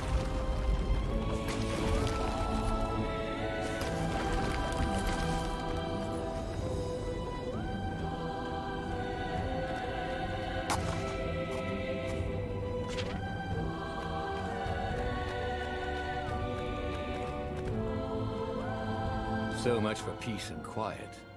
There was Lupino. Again. You're stronger than some dumb rock, Lupino said. Let's just bury it, and no one will ever find it again. Bernardo could feel the spirit energy of all those dead ravens inside him, pecking away. The rabbit was right. He tore the Iblis stone from his gauntlet and threw it into the hole Lupino had dug. The stone was silent. Probably sulking. Now whoop those Imperials, said Lupino. Are you coming? Ah, no, I can't come with you. It's my old injury, you know. Recently, it's been acting up terrible. I'd be no use to you at all. So Reynardo boarded the Farfarer alone. Reynardo felt lonely on board the Farfarer. How could his old friend Lupino, miraculously escaped from the Empire, leave him to face the final battle alone? Well, he'd abandoned Lupino before, hadn't he? It was only fair. And of course he felt lonely. He'd given up the Iblis Stone and all the souls he fed it. Of course he felt alone. But he had done the right thing. It had been hard to do, but there was no better feeling than that. Zenobia would be so proud of him.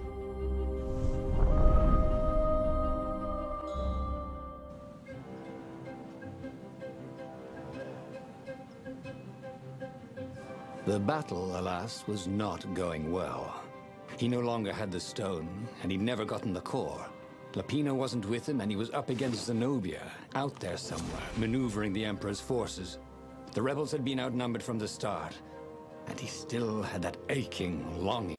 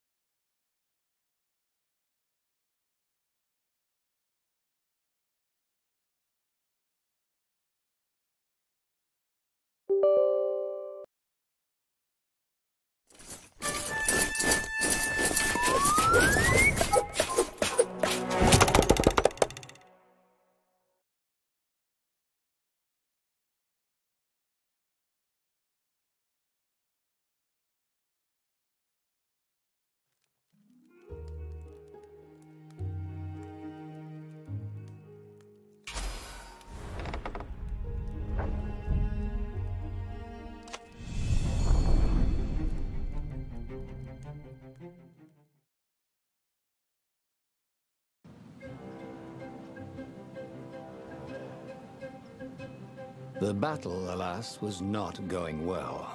He no longer had the stone, and he'd never gotten the core. Lupino wasn't with him, and he was up against Zenobia, out there somewhere, maneuvering the Emperor's forces. The rebels had been outnumbered from the start, but he still had that aching longing for the stone. But that is what it means to be a hero. He would fight his way to Zenobia. He would show her what he was capable of. Just him, with no diabolic accoutrements. He would win, no matter the odds.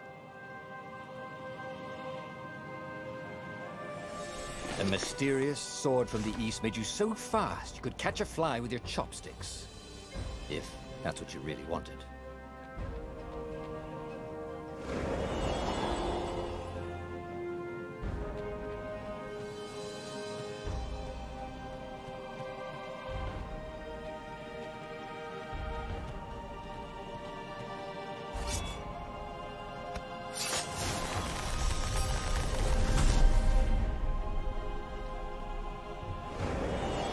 Reynardo had a feeling that was the back door to something. But what?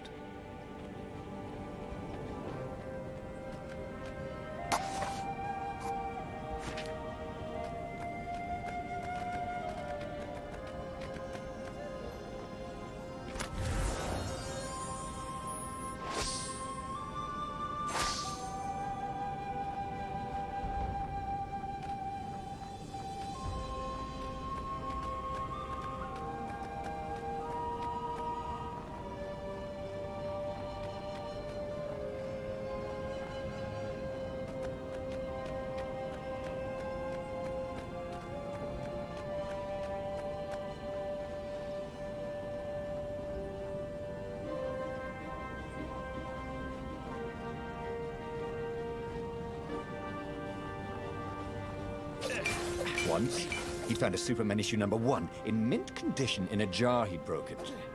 He planned to keep breaking things until he had the whole series.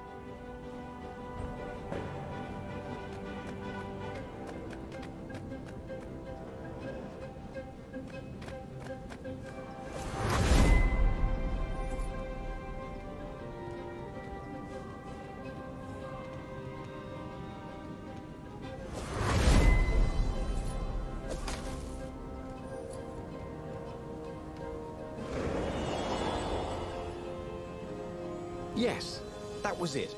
Pirouette, slash, parry, dodge. Renato had never done such good work in a fight. He wished the poets were along to sing of his exploits for his old age. Maybe he wouldn't have to kill Zenobia.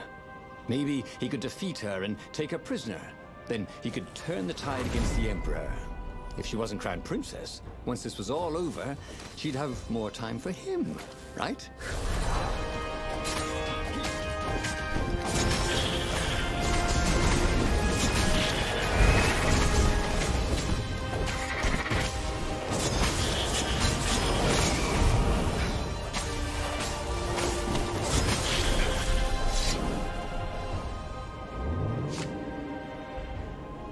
Renato wondered if it wasn't cheaper to build bridges and stairs.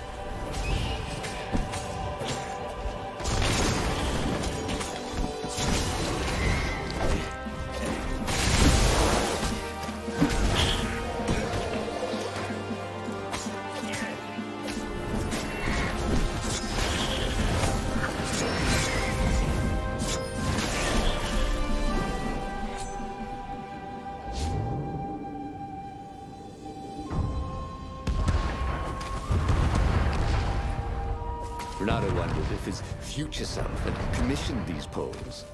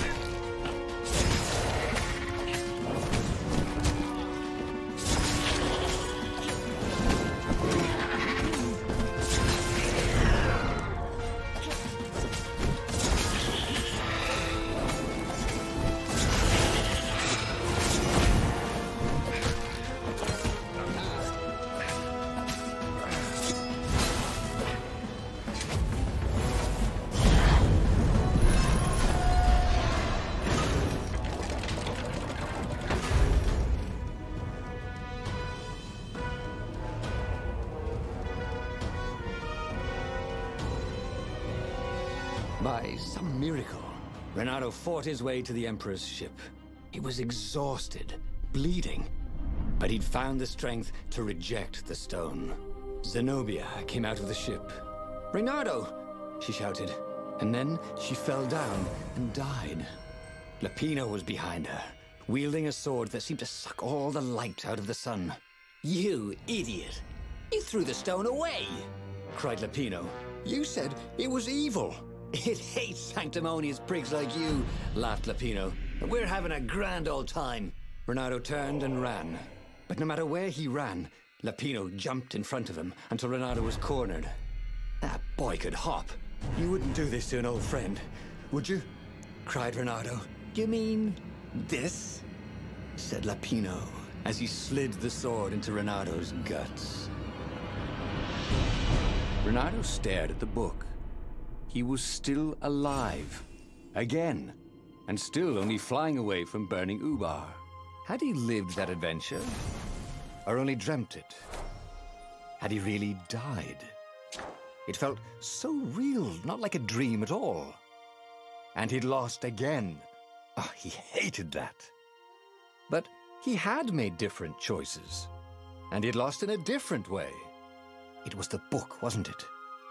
Oracles showed you your destiny. But this was showing him different ways he could die miserably. Thanks a bunch, book, he thought. But these were destinies that he did not have to fulfill. But he'd learned another true thing. Lapino was a traitor. Renato had suspected there was something wrong with the Mad Rabbit. But now he knew there was malice behind his goofiness.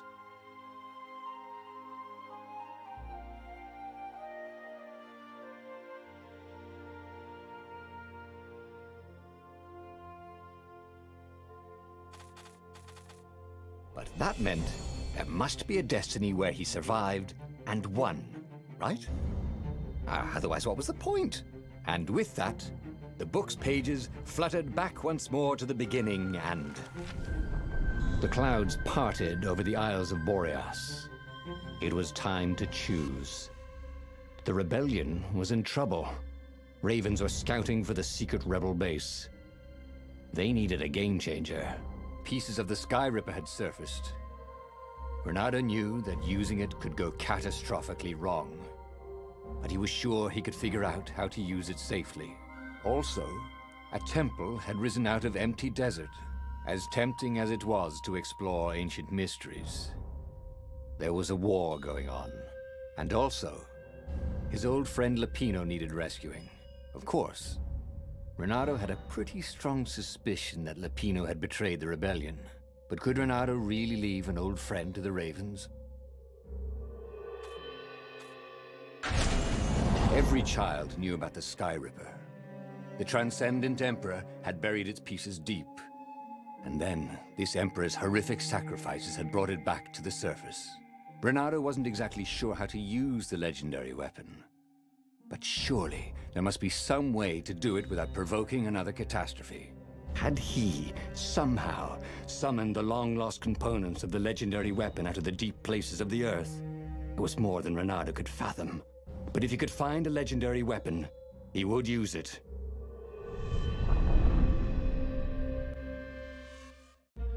As he set foot on the island, Renato couldn't help feeling a bit curious. Was Lapino still waiting to be rescued? No. He was probably drinking champagne with the ravens. Did ravens drink champagne? Did rabbits? Renato felt oddly thirsty, come to think of it. Why had he chosen the Sky Ripper? Renato never made plans that required constant vigilance. He was a hero. He didn't think too much. He just went with his gut and hoped it all worked out. The Sky Ripper was a long shot. He'd have to devote himself to it. No side journeys, no rescuing old friends. That was against his nature. Could he stick with it?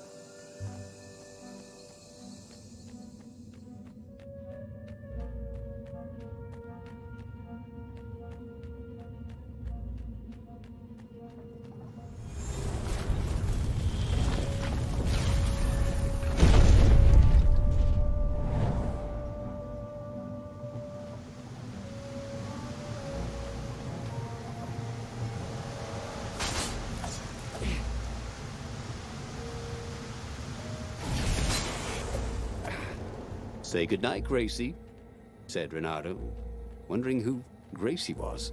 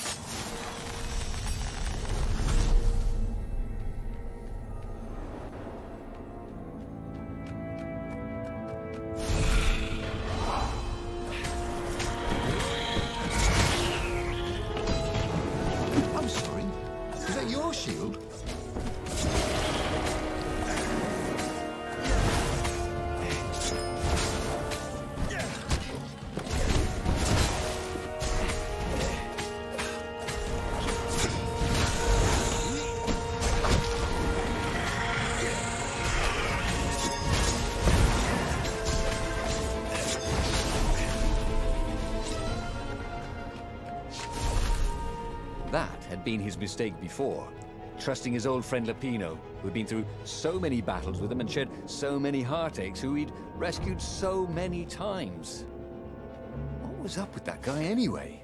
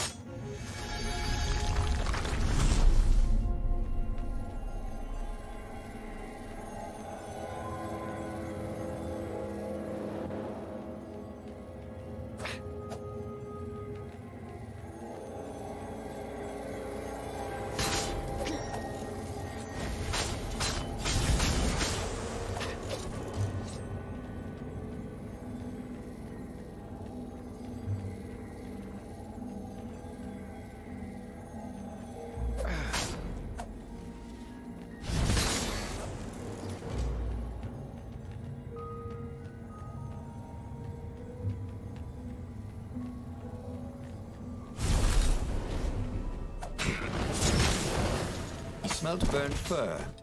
His.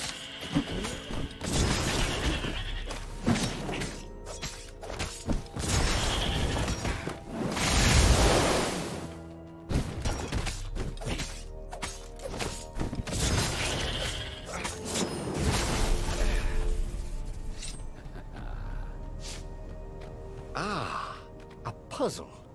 Renato loved puzzles. Except when he couldn't figure them out. On the other hand, if there was a puzzle, it was probably meant to keep people away from something good.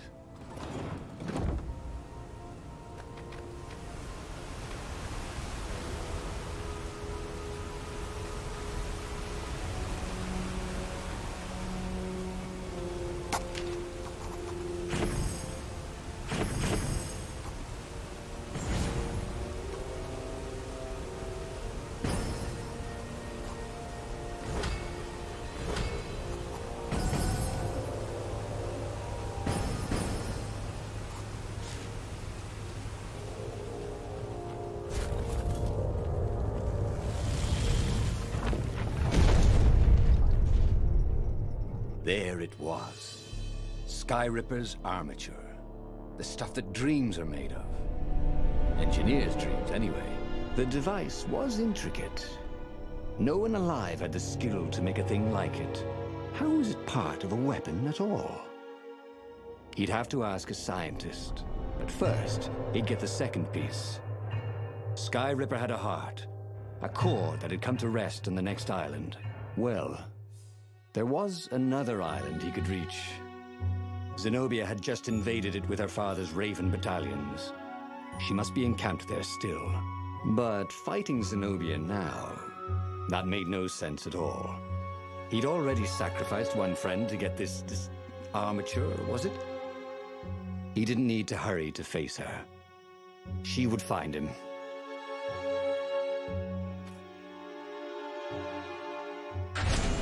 It was a no-brainer. He'd sacrificed his old friend Lapino to get the armature. And the armature was useless by itself, only a series of coils and wheels. War demanded sacrifices, and he would make more before the end. He would have to choose the greatest good, no matter how much it cost him. Zenobia. Well, he would see her sooner or later, across a battlefield or a sword's point before all this was over. He was sure of that. The power was in the core. Obviously, he had to get the core.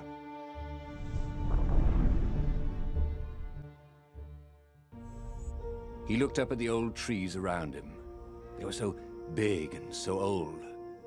They'd been there before he was born, and they'd be there after he'd passed into legend. Was he confronting his own unimportance? What had got into him? He was no philosopher. Anyway, who cares? He was plenty important. He was a hero, and soon he'd prove it.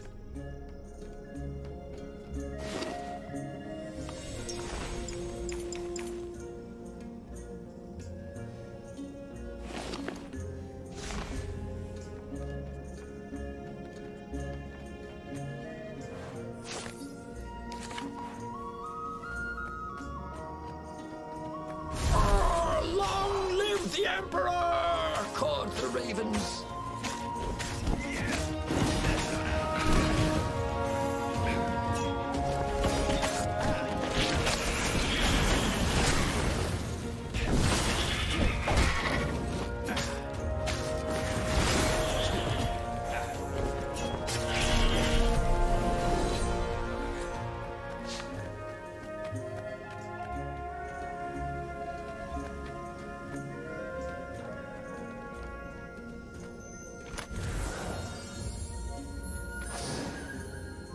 This stone was incredibly valuable. Reynardo could sense it. Also, it still had its price tag.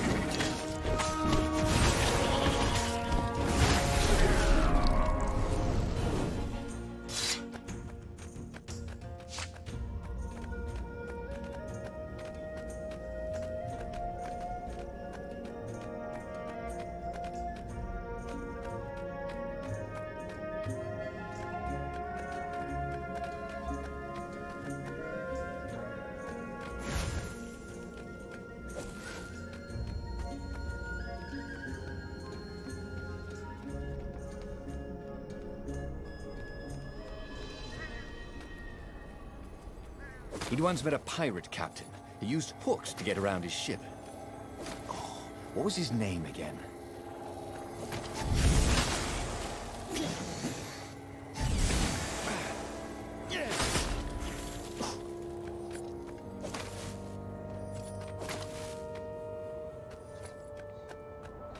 There were fewer and fewer trees.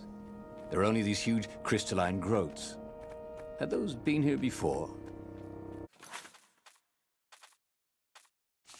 He no longer heard birds except for the feverish cawing of the ravens when they attacked. He couldn't smell the small animals of the forest, the mice and rabbits. Where had they gone? And he was getting hungry too. This was an unhealthy place to be.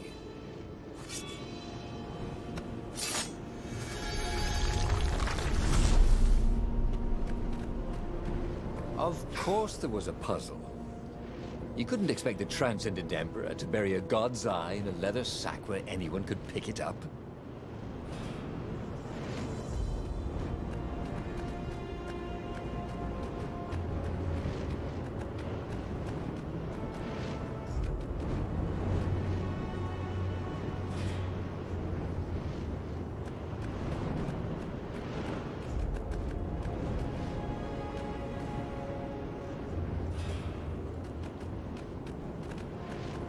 Ow, ow, ow, ow, ow.